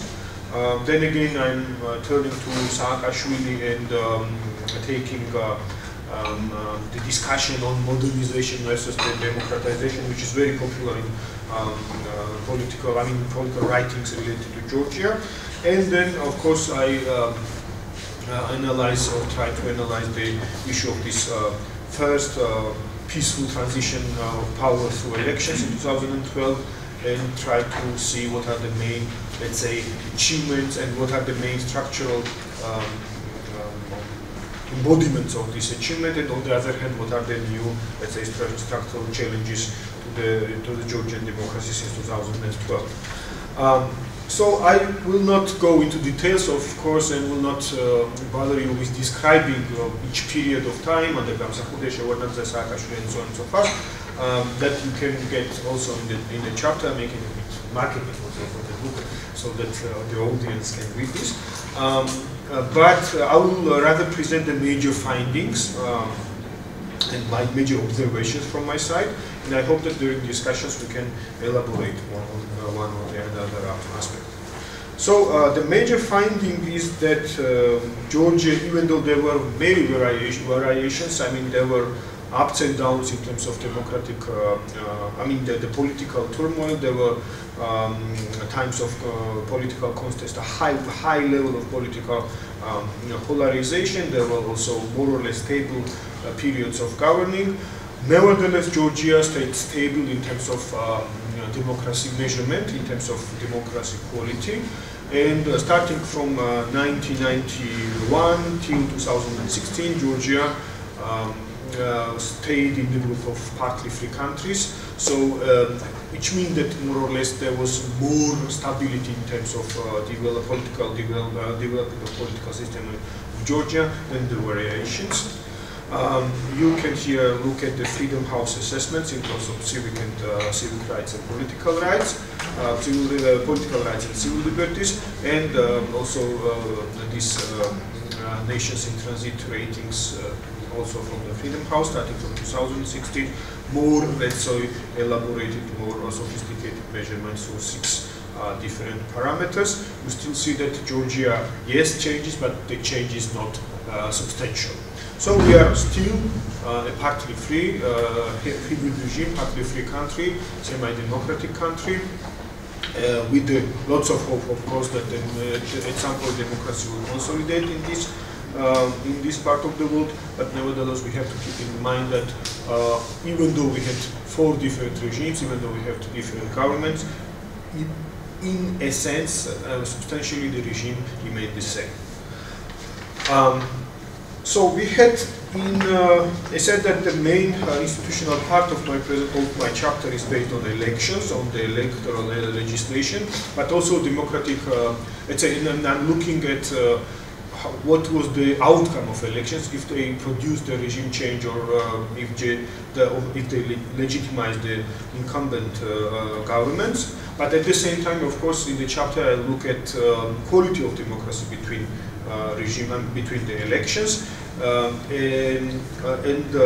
now in the presentations I try to focus more on elections. So we have, starting from 1990s, we had 6 presidential elections, and you can see that in 6 presidential elections, actually only in 2 cases, in 2004 and 2013, we had the, let's say, the opposition winning the elections. However, in both cases, actually, the elections took place post factum in terms of transition of power. I mean, in 2004, Mikhail Saakashvili won the elections after 2003 Rose Revolution. So de facto, the change, transfer of power has already happened, and the presidential elections simply legitimized this the fact. And the same was actually with Georgi Margvelashvili in 2013, because in 2004 to 12, pre-parliamentary elections, and then the processes which he also described regarding to self-governance,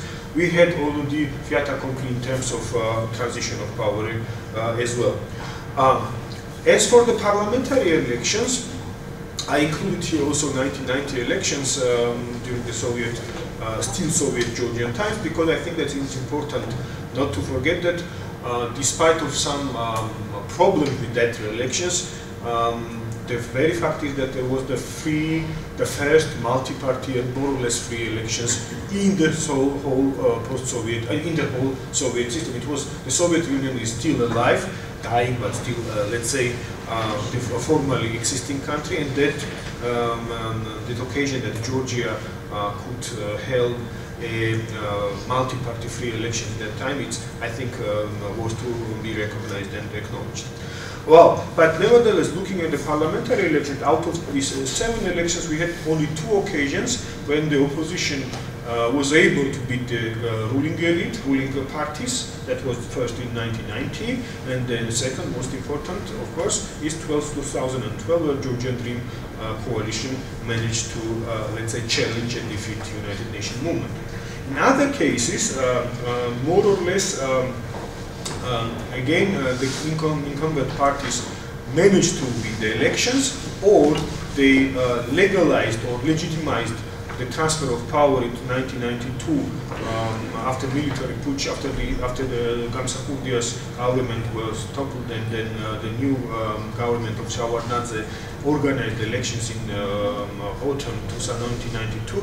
It was the just legitimization of the already accomplished fact of transfer of power. And the same was in 2003, 2004, because the Rose Revolution, as I mentioned earlier, produced already this transfer of power.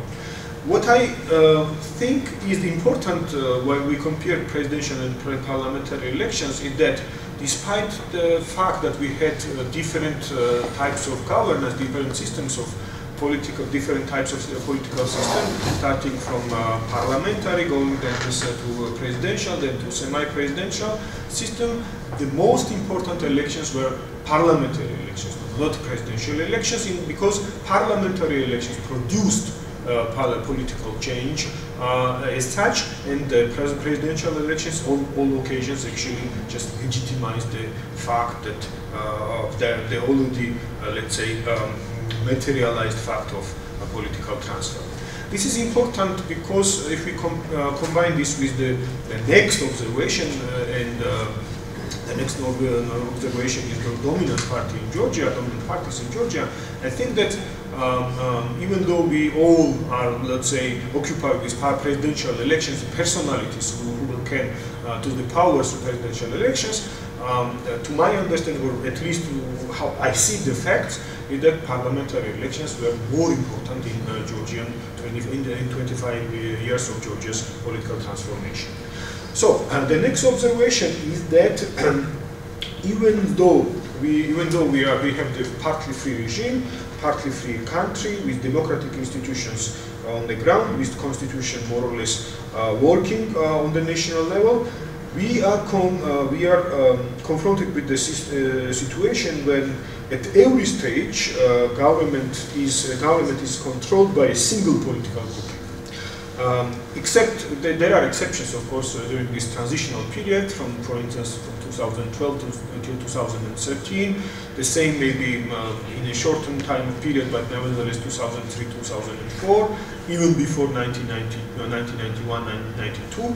But the case is the very fact remains that actually the new political grouping, after coming to the power, managed to control not only control every single political entity on the national level as well as regional and local level. Maybe most let's say illuminating evidences we see in this period from 2012 to 2014, when, as Ian mentioned, the local government was still controlled by the oppositional party United Nations Movement, but nevertheless the process of, let's say, defection from the towards the new political center started, and actually it was more or less accomplished even before the local elections in 2014. So the dominant party system means that the one political group is in charge at every, at national, at regional, and at local level. They control the political power, so which means that they leave all other parties' political opposition, or that they tend to, let's say, let these political groups to get more and more marginalized. They are not involved in political decision making, and that's why it's always, let's say, we are confronted with this situation of close to zero-sum game. One of characteristics of this dominant party system in Georgia is also that after the party is defeated, not only through elections but mostly through revolutions or through different other types of developments, it more or less also ceases to exist, it stops to exist, and plays no important, I mean, it's not presented anymore on the political scenario. We had the same situation with Round Table Georgia, Union of Citizens of Georgia, but the first case that I would like to look more in details, it's UNM, United National Movement, which actually managed to survive the political defeat in 2012. So now I'm moving from these more constant issues to a more variations, more variable, more let's say the types of variables, and think that the finding in Georgian case is that, and the most important question we have to put forward and then try to analyze is that under what circumstances this challenge or transfer of power happens, why it is that sometimes the dominant party loses control and then is defeated by challenger, and what happens with the dominant party, and why it is, what are the chances of the dominant party, and under what circumstances dominant party can survive this, let's say, transitional period. When looking at 1992, beginning 1992 and Damsakhudia's period, and then 2012, we can recognize that it's important how the transition happens. If the transition happens through elections, okay, it might be through very polarized, under the very polarized atmosphere and a very polarized surrounding context. However, if it happens through elections, then the chance is, there is a bigger chance that the previous ruling party survives. And if you remember, Communist Party also survived. They entered the parliament. They stayed maybe stayed in the parliament till August putsch, August coup d'etat or attempt of coup d'etat in Moscow, when after this Damsakhudia was extraordinary decision actually, but Damsakhudia's parliament decided to, let's say, expel members of parliament from Communist Party from the Georgian parliament. And the second period is 2012, because again transition happens through elections, so that the United UNM managed somehow to overcome the crisis of or the risk of being of disappearing from the political arena. So I think that how the transition happens is very important, because if it happens through elections, there is more chance that the previous party can survive, at least for a certain period of time, and if it happens to military, let's say, putsch or through revolutions, then the chance of survival is less. Well, and coming now to this, findings important, I think, from the structural perspective for the further democratic consolidation in Georgia, is that we have, starting from 2012, two new dimensions in the Georgian political system. The first, this is the this is the transfer from more towards more a parliamentary system. We have towards the divided executive in terms of having two heads of executive power, one head of the government and one head of the state, which is, I think, rather step forward towards enabling the political system to play or to better exercise the checks and balances between different power centers. And we see that even though the Georgi Margvelashvili was named by the Georgian Dream and he was the candidate for the ruling party, nevertheless he had certain occasions of confronting the prime minister, the ruling party, the executive government. The second let's say, involvement, the second development worth to pay attention is that because UN and United Nations movement managed to survive after, let's say, being defeated in these elections, they also survived and effectively managed to block Georgian Dream for getting the supermajority in the parliament. And this is almost the first time in Georgian political history that the ruling party, dominant party, even though it's a dominant party because controls all entities nationwide on the local and regional level as well, nevertheless they failed, very short, but still failed to have the supermajority and to adapt and to, let's say, change the constitution to according to their needs. These are rather positive developments because I do believe that after shifting this, or after departing from this very strong presidential model towards a more, let's say, faction, but nevertheless more, let's say, fragmented structure of the governance, under this transformation, the importance of having divided executive, and the very fact of having divided executive and also having this less chances for supermajority is a definitely positive development for the Georgian democracy. But nevertheless, we have one big challenge, and I don't think that is anything new in that regard. When I talk about informal power in Georgia, but I don't want to talk, in the chapter, the informal power is not presented in a way how it is, let's say, discussed in the public in Georgia or outside. But I try rather to link this informal power to existing concept in the political science of power autonomy.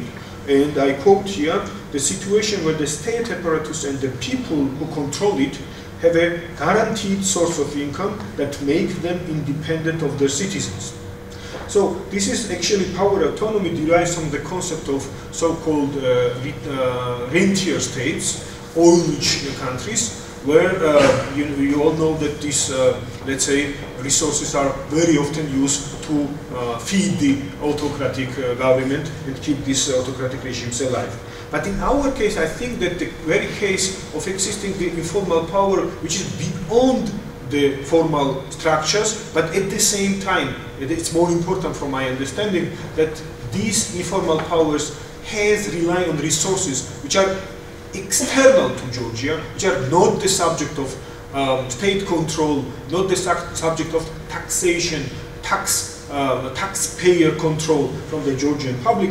I think it's more important in terms of understanding how this can hinder the further democratization of the country, because this kind of informal power can all the time, can at any time intervene into Georgian politics and can buy loyalties, can change the political, let's say, contestation.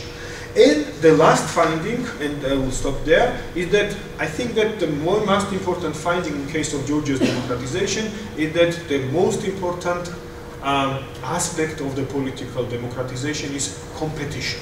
If you have the competition on the political level, then you have political institutions effective, or they have political institutions making or able to, let's say, perform their functions better. And if you don't have the competition among political parties and you have the very clear dominant party, then it doesn't really matter how the constitution, let's say, organize the division of power, what's the constitution and what kinds of power constitution assigns to executive, parliament, or the local governments. The competition, the absence of competitions kills these, let's say, constitutional arrangements. So I think that in the future, if the Georgia will definitely manage, and I'm, as Eric in the previous panel, more optimistic about the Georgia's political future, but if Georgia has any chance to consolidate democracy, it will happen if we will have, let's say, more contested, more competitive scenery or arena for the political parties. Thank you very much. I will stop here and then we'll take some questions.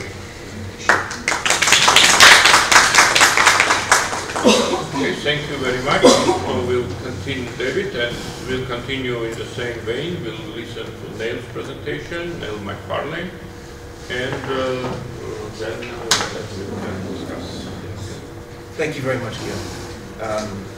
And thanks for the invitation to participate in this session. It was a good opportunity for me to collect my thoughts about national security in Georgia. But it's also always a pleasure to be back in Georgia, particularly at the moment if you live in Britain. It's nice to be in a country with a comparatively stable political system, a stable currency, a predictable national budget. You actually know who your prime minister is. A country with an rising employment rate, stable trading relations with its partners, and also nice weather. So thank you. We were doing how long is my experience of Georgian transition this morning in panel. I'm at 26 years. And I think I've been through most of what you've been through. The difference is Georgians had to live it. I visited. Your comment about consolidation is interesting.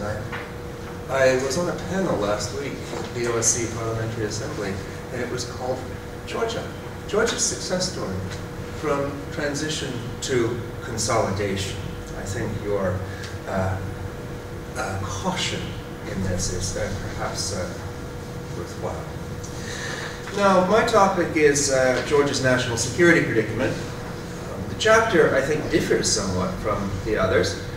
That's because the policy levers for state building, democratization, economic development are more domestic than the national security problem is.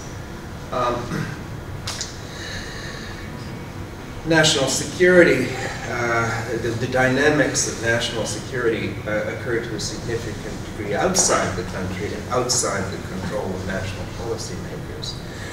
In what I have to say today, I'll start by outlining the structure of the chapter, and I'll move on to major conclusions and implications for policy.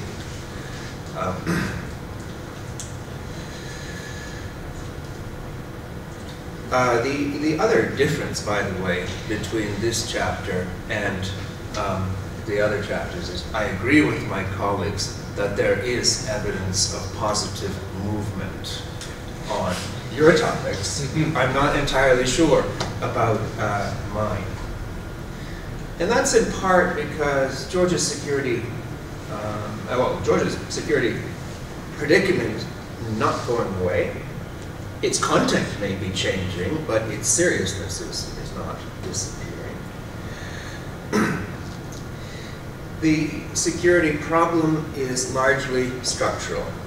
It reflects the regional distribution of power, and throughout, the key argument in this chapter is that throughout Russia's period of, throughout Georgia's period of independence, Russia has been, and it remains, Georgia's major security challenge. Given the imbalance of power, Georgia can't really aspire to defending itself against this threat. So historically it has sought allies. But the quest for the partnership with the West has not delivered what Georgia needs, which is a security guarantee with respect specifically to Russia. So that's the argument. I deal first with theoretical aspects of this predicament. I then look at the historical development of Georgian national security policy. The focus there is on alignment decisions and negotiations around alliance. I then look at Georgia's profile of national security threats. I won't go into a great deal of detail there. It includes discussion of internal threats, but I agree, I think, with Gia in particular that whereas you might have said that the profile of threat of Georgia in 1991 was largely, if not almost exclusively, internal. As time has passed and the state has built itself and a political process has more or less stabilized, the internal threats to Georgia's national security have become less prominent, leaving the external threat to take its position, its primary position. I turn then to examine the strengths and weaknesses of Western partnership as a way to resolve or to manage the challenge from Russia, and the chapter concludes with a reflection on Georgia's national security options. I'll say a few words about each of these before concluding. These days in the international relations community in Britain and North America, you have to theorize everything. And so, like a good soldier, I have a certain amount of theory contained in this piece. First of all, when we talk about a security predicament, what are we talking about with regard? What is security, anyway? And I just, for the sake of the argument, I take security to mean essentially safety. The absence of threat to core values of a state or a person or whatever. In this sense, as I think Gia inferred this morning, security is a public good. In a way, it's a precondition for the capacity to deliver other public goods. Here I'm also drawing on Thomas Hobbes, who once said, effectively, without security, there will be no agriculture, no industry, no commodious building, no community, and a life that is nasty, brutish, and short. So I think the improvement in the domestic security situation has been both cause of and product of the political movement. The second question is, whose security are we talking about? My focus, I won't go into that, that's whose security is more important, people or groups or the state or regions, whatever, forget it. I'm talking about the Georgian state. The nature of threats to that security can be cultural, political, economic, and military. I'm focusing on political military threats, just so we define the parameters of the conversation. As for theory itself, I've chosen to rely on alignment or alliance theory because it provides a prescriptive and predictive dimension relevant to our subject. So we're really talking in theoretical terms about what choices small states make in order to face their threatening challenges. You can balance, or try to balance, if you're a small state next to a big neighbor. You go out and find somebody who's willing to guarantee your security. You can bandwagon, you can basically say, hey, we're to the big guy next door. We're friends, okay? We're not a threat. And you basically buy yourself into a peaceful relationship with your major threat. Or you can hedge. That's to say, you don't make the choice. You maneuver in between. It's interesting, the Caucasus is very interesting in this regard because if you take the countries alphabetically, they face the same structure of power in the region, and you have three different answers to the problem of choice. Armenia bandwagons with Russia, Georgia balances against Russia, and Azerbaijan hedges. I'll get back to hedging at the end. As for the history, the chapter covers the period of Georgian national security from 1991 to the present, and it shows that the full range of alignment options were explored in the 1990s. I wouldn't want to talk about Zviad Gamsahurdi's foreign policy because since the state didn't really exist, it didn't really have a policy, to my mind. But by the two, even though Shevardnadze at some points bandwagoned, at some points hedged, and at some points balanced, all three of those options were present in his policy over time. But by the 2000s, Georgia settled, for the moment anyway, into a relatively stable pattern of balancing with the United States and with NATO in order to manage the threat of Russian power. That began under Shevardnadze. It strengthened under Saakashvili, and it continues under Georgian Dream in the various iterations of Georgian Dream that were on that David put on the screen a moment ago. So much for history. The threat profile, as I said, I deal with both internal threats in the paper. I don't want to talk to them for reasons I've already mentioned. The second level of analysis would be immediate regional threats. And here I talk about Azerbaijan, Armenia, and the Southern Caucasus context, and I think I basically conclude that these have not been significant threats to Georgian national security, but they do contain some potential to cause problems for Georgia, notably if the Karabakh conflict goes bad, and the problem there would be spillover. I don't really talk much about Iran and Turkey as the next part of the circle. So we have Georgia, then we have the immediate neighborhood, and then we have the surrounding powers. Iran and Turkey, I remember in the early days, there was a great deal of comment about the inevitability of Iranian-Turkish rivalry in the Caucasus. This goes back to the Ottoman and Persian period. And much to the disappointment of people who like to think geopolitically, it never happened. And there are all kinds of reasons for that, but my point is it hasn't happened. It is possible, again, that in future it could reemerge as Iran goes beyond the sanctions regime and becomes more active in the region as a whole. But this is the future. And as you know, the future is a different country. So let's talk about Russia. The fundamental material point is that Russia is the dominant regional power. Look at total size of GDP, national budget, military budget and defense expenditure, military equipment, number of combat effectives active. It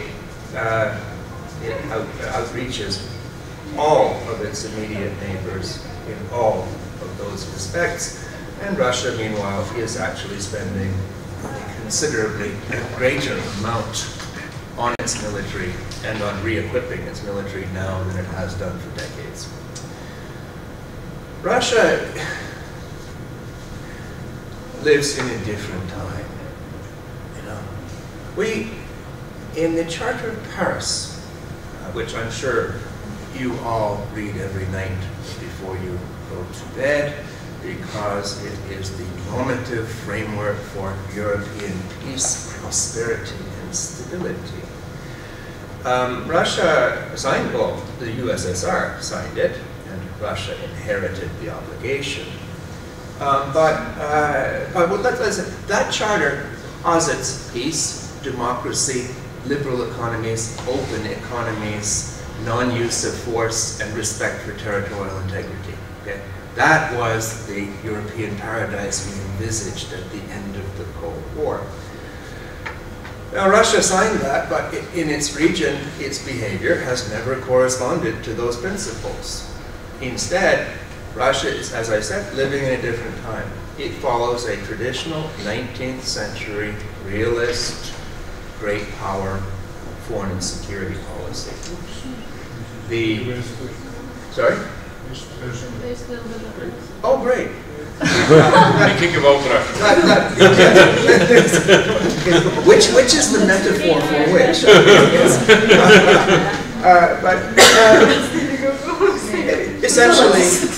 Essentially, it is pursuing a sphere of influence at the expense of the freedom of choice of its neighbors. It claims a right to primacy in its near abroad. By the way, if anybody wants to run for the door, I'm a disciplined person. I mean, I will sit here and finish. If there are wiser people in the room, go ahead, whatever. It claims primacy in the near abroad. It desires to deny that space to Western institutions. We used to focus on NATO in that context, but now after Vilnius, we can, I think, agree that it also seeks to deny the EU in the region. And this effectively neo-colonial, if you will, policy is rooted in a hierarchical perspective on international relations in the space. We're not talking about sovereign equality, we're talking about a near abroad in which Russia claims certain rights and accepts certain duties. The droit de regard, the qualification of the sovereignty and right to choose of its smaller neighbors. In its behavior, it has consistently been interventionist in the region, and it has also engaged in economic coercion towards its neighbors. This was mild in the 1990s, not least because Russia did not have much capacity to engage in nearby foreign adventures. As its capacity to project power has increased, its efforts to influence, if you will, its neighbors have grown in scale. So, if in the early 1990s you had ambiguous efforts to support and then protect secessionist movements in Georgia, this time around, they sort of cut the cake a different way. They invade the country. Now, this is why I suggest that Russia is the major existential threat to Georgian security. It does not accept all of those wonderful principles: equal sovereignty, the legality of the use of force, the illegality of occupation, and so on. Turning finally to the West's answer to this existential problem for Georgia. As I suggested earlier, integration into Western security institutions and close bilateral security ties with Western states is seen as a partial, if not complete, solution to Georgia's security predicament. There's a fundamental question here, however, and that is whether the West, the United States, NATO, is willing to accept the risks of guaranteeing Georgian security in a region, by the way, where it is militarily inferior and where the regional nuclear power is claiming primacy. The answer to that question as to what, so far, as to whether we are willing to accept that commitment to a security guarantee of Georgia through membership in NATO, the answer is obviously no. And I believe the answer was more or less the same at Warsaw at the NATO summit last week. In fact, this government distinguished itself from previous ones or this summit, because I don't think the Georgians even asked for membership this time. They asked for enhanced cooperation because they knew knew they would not get membership. Now, what about NATO's commitment to Georgia in 2008, which was, of course, that Georgia would eventually become a member of NATO? As my mother used to say to me when she wanted me to wash the dishes, and I said, I'll get there eventually. She used to say, you know, eventually can be a very long time indeed. There's no end point on eventually. And likewise here. I mean, so Bucharest Declaration gives Georgia a promise of eventual membership. But the Bucharest Declaration also refuses to give Georgia a membership action plan, which is a situation which has continued to this day. As for the United States, which this goes directly to the point of security guarantee, the United States was the principal supporter of Georgian membership in NATO at Bucharest in 2008. No doubt about that. But what about the bilateral? When Russia invaded Georgia in 2008, there was a discussion in the National Security Council in Washington as to possible military options to retaliate or to respond to Russian aggression.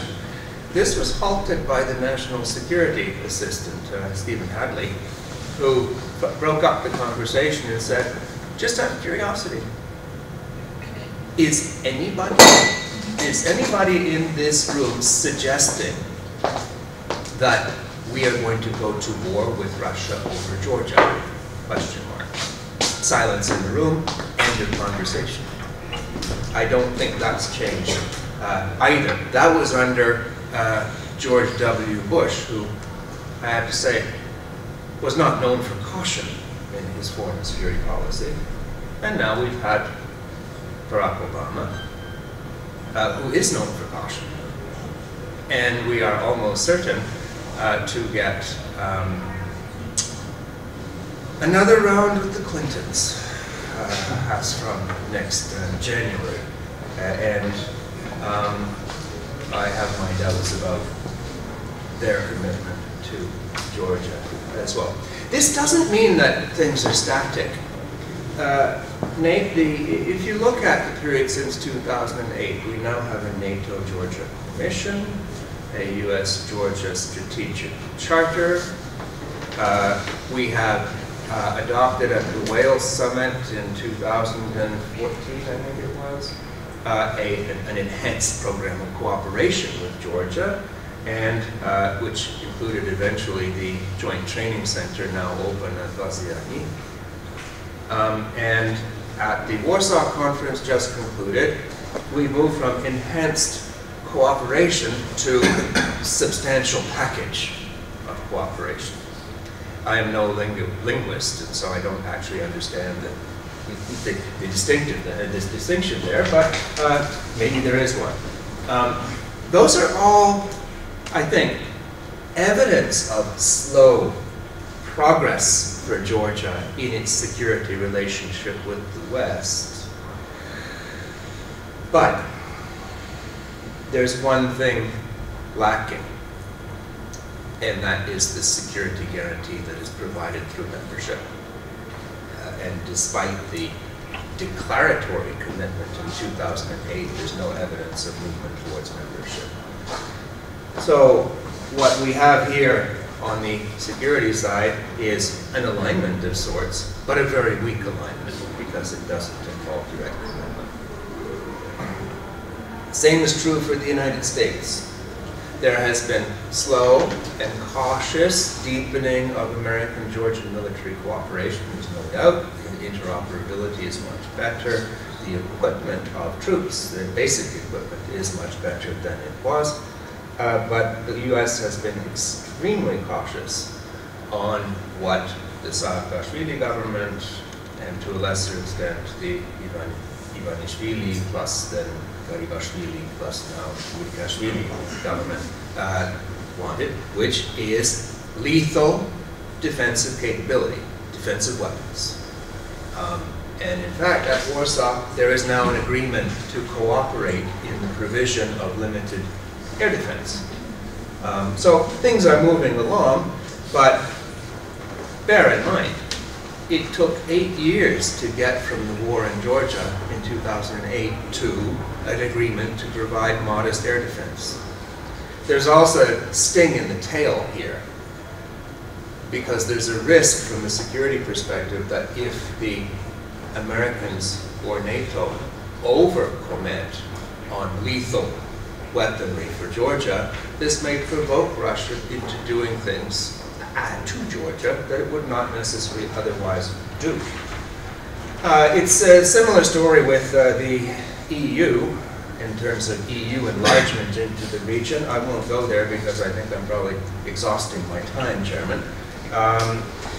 The bottom line with European neighborhood policy, Eastern Partnership, the association agreement is that there is no promise of membership in the EU. And in fact, in the European neighborhood policy, the issue of eventual further enlargement into the former Soviet space was deliberately avoided. Romano Prodi, who was president of the Commission at the time, said that what the EU needs in this period when it's digesting, as he put it, Poland, the Czech Republic, then Bulgaria, then so on and so forth, what we need is more cooperation, less enlargement. So there was, ENP was a rational calculus of appearing to be engaged without actually making the commitment. And there have not been made promises on the main deal, which is enlargement in this case at all, to my knowledge. So, what's the point here? The preferred strategy of the Georgian government is to solve its security dilemma through balancing with a set of institutions and states that appear to be unwilling to make the guarantees so that that balancing would actually work in solving the problem. What about the alternatives? And then I'll finish with a few concluding remarks. Well, it's a dangerous thing to say in Georgia, but going back to the theory anyway, well, if balancing doesn't work, you bandwagon it, right? So you make the peace with Russia. And now, personally, I think that would not be a wise thing to do. A, it assumes that Russian aims are limited. We don't know whether they are limited. B, what are you willing to give in order to normalize your relationship with Russia? No, not least, by the way, there's a fundamental disagreement on the territorial integrity of Georgia. And one element you'd have to give would be recognition of Abkhazia and South Ossetia. And, I mean, this is just ridiculous. It's ridiculous in principle, but it's also politically ridiculous. What would happen to a Georgian government if everybody woke up one morning and found that Georgia had abandoned its claim to Abkhazia and South Ossetia and recognized both governments? This is an instance where we would say that stability is fragile. Okay, bandwagoning, bad idea. What about hedging, maneuvering in between? Problem there is Georgia still gets a fair amount of assistance from Western states because of Georgia's commitment to the West. And if Georgia weakens the commitment, arguably the flow of assistance would be reduced. It also may be that Georgia's declaratory Europeanness has a slight deterrent effect on Russia. It's not conclusive in a crisis, but in day-to-day life, you know, that when Russians make policy towards Georgia, they have to think about what kind of relationship you have with Europe. If you start to hedge, that deterrent disappears. Thirdly, hedging countries. Remember Azerbaijan. Azerbaijan has hedged quite successfully since 1992-3. one reason they can do that is they've got lots of cash. Well, they had lots of cash until 2014. Georgia does not have a lot of cash. We will have to wait for Eric Livni's upcoming economic takeoff before we get there. So effectively, you increase your vulnerability if you hedge. Fundamental predicament, in other words, Russia is as a big, threatening, and aggressive and interventionist neighbor. Russia holds all the cards in this game at the moment because nobody is willing to reshuffle the deck. That's to say, principally us.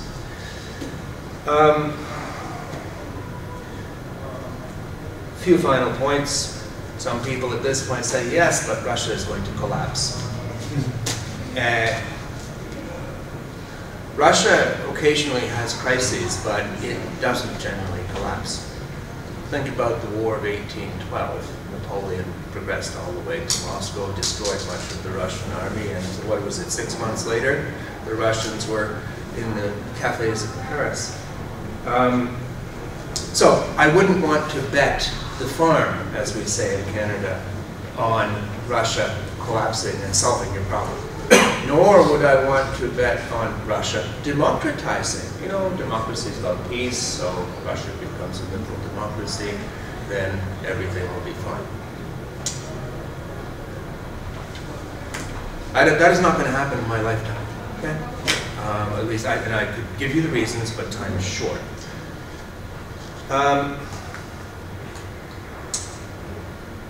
Maybe Russia's priorities will shift outside the region.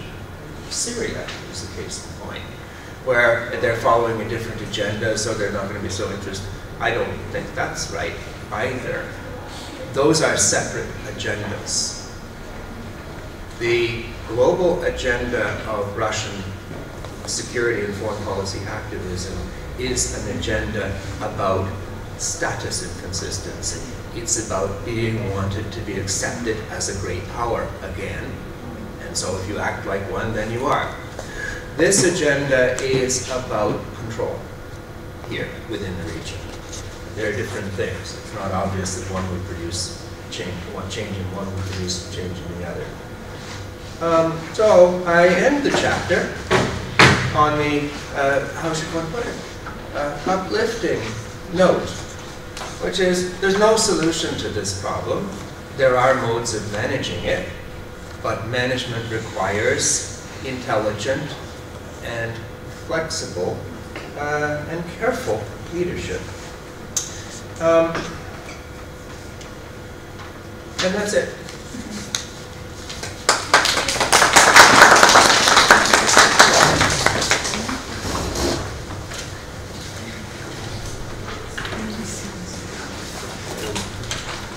Thanks a lot. Oh, it's not mine, but doesn't matter. What are there any questions? One was provoked by your very last sentence, in a way, that about intelligent and flexible leadership. So, what do you mean under that? Okay. Yeah, you see, this is one thing about Professor Manodia. He doesn't allow you to get away with things. It's a very good question. I think that one should, it's not about abandoning the objectives of the country. Partly it's discursive.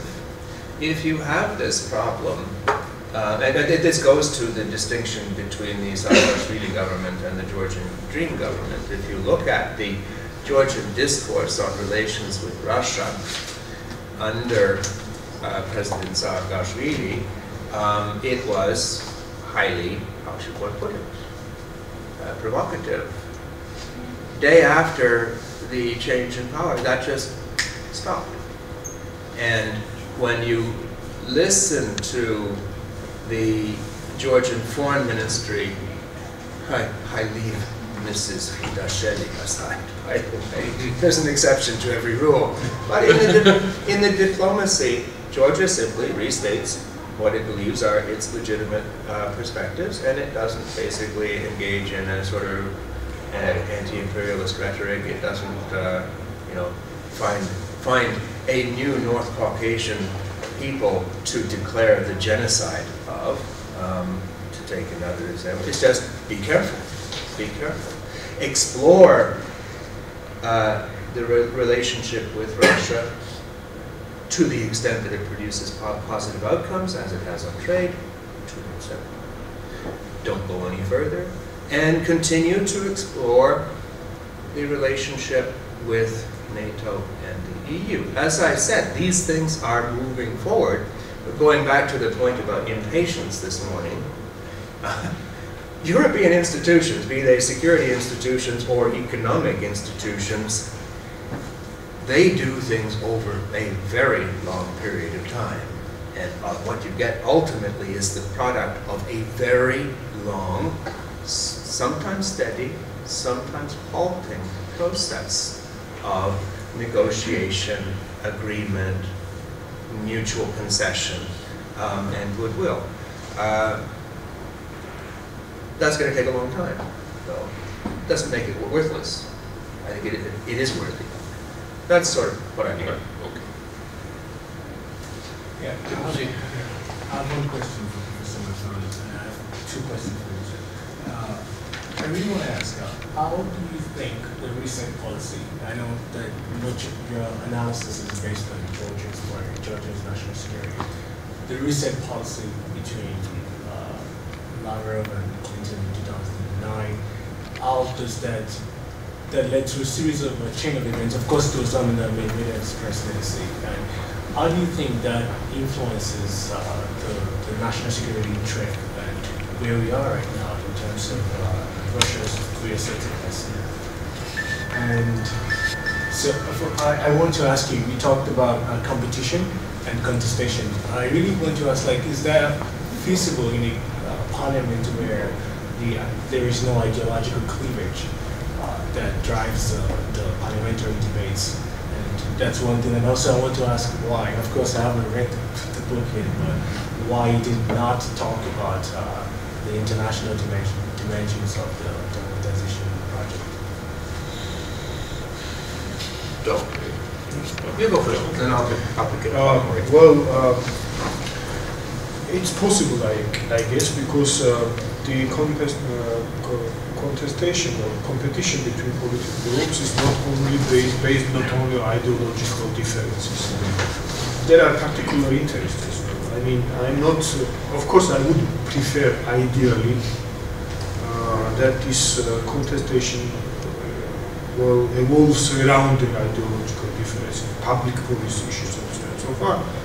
However, I think that there is, as it was discussed today, what is better, democratic state or non-state. I think that this competition is still better than the absence of competition. And today I see in Georgia that we have different interest groups. However, you can define it based on very particular interests, economic basis, or even regional, let's say, less but still connections. And if we have different groups competing to each other, I assume that the next parliament will be maybe more fragmented. But on the same time, it will be better in terms of checking and balancing. So they will have to discuss and agree on some issues, including the foreign policy. Otherwise, we will end up with a situation, and the Saakashvilis, even though I personally believe and agree with Eric in the morning and Kia also, that there was immense breakthrough in terms of state building in Georgia, there in Saakashvili. And I agree also with, I think it was Tim, referring to this, that without revolution there was no chance for Georgia overcoming the problems. I absolutely buy this. But we are now in other state. In the qualitative terms, we are facing the different types of challenges. That's why I would prefer, it's feasible that we have this type of competition. I don't want to, because you know, all the time the justification of dominant party or domination of this vertical was that we have to do reforms, and that will somehow save us time. But now I think, and Gia was mentioned, that was after the revolution, ending the revolution, right? It's time to end revolutions, and maybe it's also time of more wise leadership. Yes. And why not international? Well, I tried to keep, because we do so much referring to international actors, Russia, European Union, US. I tried in my chapter to solely concentrate on domestic development, which does not mean that there is no international development line of this dimension. Of course it is. But at the same time, I do believe that from the theoretical perspective, international democracy promotion can help certain things, but it's still domestic job, domestic task to be done. And actually the attempt to impose it internationally may actually sabotage the project. Yes. Just a word on the breakthrough on state building. I can't resist surprising my colleagues, because I have been known to be reasonably critical of Mr. Saakashvili over the years. I guess we would agree on that, right? But on this one, I agree completely. The breakthrough in state building was achieved by Mr. Saakashvili and the United Nations Movement, no question about it. And it was, no, the question about the revolution is a different one for me.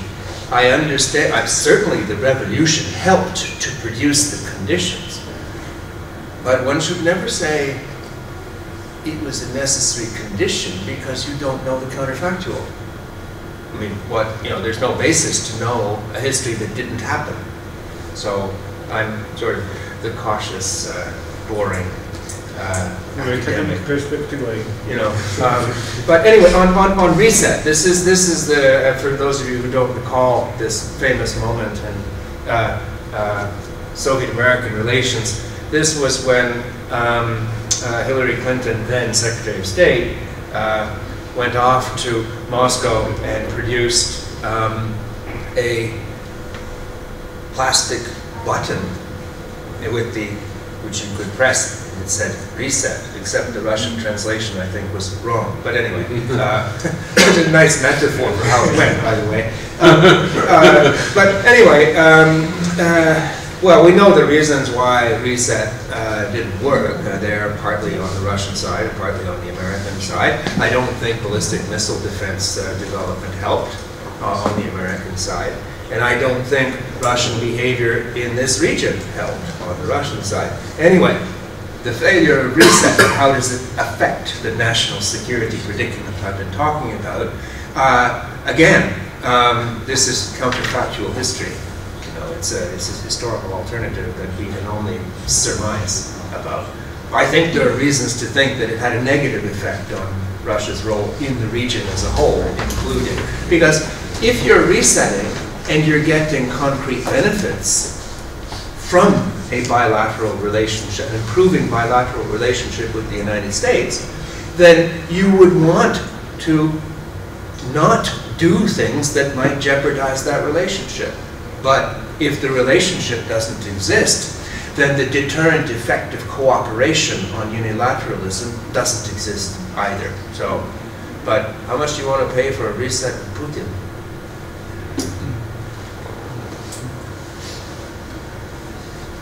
Any other comments, questions? Christopher? All right. I do have a question. Maybe both to David and Gia, actually, from the from the earlier panel. Well, we'll see. I see. It ties into both the state building and the democratization dimension, I'd say. I'm not quite convinced about the argument that we need more pluralism in the political domain. As I see it, Georgia already has very intense competition, but the problem maybe is rather that the competition is not bounded by respect for rules, either from the side of the opposition or from the side, usually, of the government. I was wondering if you could elaborate on the conflation between the state and the government, which I think was a problem, in particularly during the latter Saakashvili era, and arguably also has continued this tendency to cast oppositional politicians, not just as oppositional politicians, but as anti-state actors. And maybe also a comparison to Ukraine and Moldova, I think, provides maybe a cautionary tale of the dangers of more competition. And maybe, yeah, this is becoming a very big question, but it also ties into the security dimension, because Russia tends to have an easier time making inroads into the political landscape when there is a more feckless, pluralistic scene, as we see in Moldova, for instance. Yeah, unmanageably big question, probably. Well, it's always a challenge, of course. I mean, it's always a challenge, definitely, in terms of, because and it's also the, if you look at the way around, I mean, it's also the justification why all the time Saakashvili, even some Shevardnadze, tried to justify this, this monolithic understanding of state and government because of the security predicament, because of the security threat. Well, of course, there is always, if you take not only states like Georgia and Moldova, but if you take Italy or Turkey, there is always a problem. On the one side, you have these dominant parties, and on the other side, you have this very fractioned political landscape. And I agree with Neil, we were discussing during the break that it's not the end. I mean, it's all the time the balancing. I mean, you have to sometimes move in one direction, sometimes to better the other direction. In that regard, I totally agree, and by your comment on this respectful treatment of each other and recognizing each other as players, and putting, I would say, more emphasis on the framework. So we pay now more emphasis on the framework, and we value the framework institutions more than the case I am now the ruler or you are now the ruler, because the framework allows us to change the places, and then both of us, I mean, we will somehow. I think that we are slowly there. I think that the recognition comes. It's still, this discourse is still very harsh, it's very, how to polarize what we see now among politicians, but I think that the realization that there will be no zero-sum game outcome, I think, maybe I'm wrong, but I think that there is there, coming slowly. On the other hand, I think that, because that's why I try to clearly, how to say, describe the situation with the dominant party, that I think that one of the solutions might be in the, breaking this dominant party system through allowing political parties be presented on the local level. If we achieve at some point that in Tbilisi it's one political party, again, I'm not saying clearly about ideological differences. One group here controlling Acharan regional government is controlled by the other group, maybe the coalition. And we have also the, let's say, more, more diverse representation on local level. I guess this will allow us to institutionalize this respectful treatment of each other, which is of course bound to lots of threats. I agree with you, because there will be pro-Russians, there will be also informal power will better buy one group and so on. But I guess that at the end it's about democracy. I mean, well, it's really very hypothetical now what I'm saying, but I think that we have the structural, let's say, I mean, some foundation because of the 2012 experience, because of 2016 what we have right now, the political, let's say, conditions. that gives me a very cautious, or the ground for the very cautious hope. Yeah, I think now I'm a little bit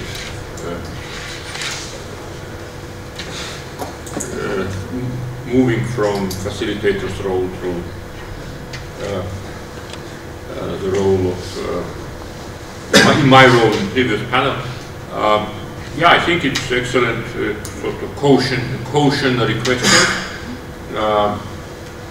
and I don't think we have an answer. I know we should try how this thing will work.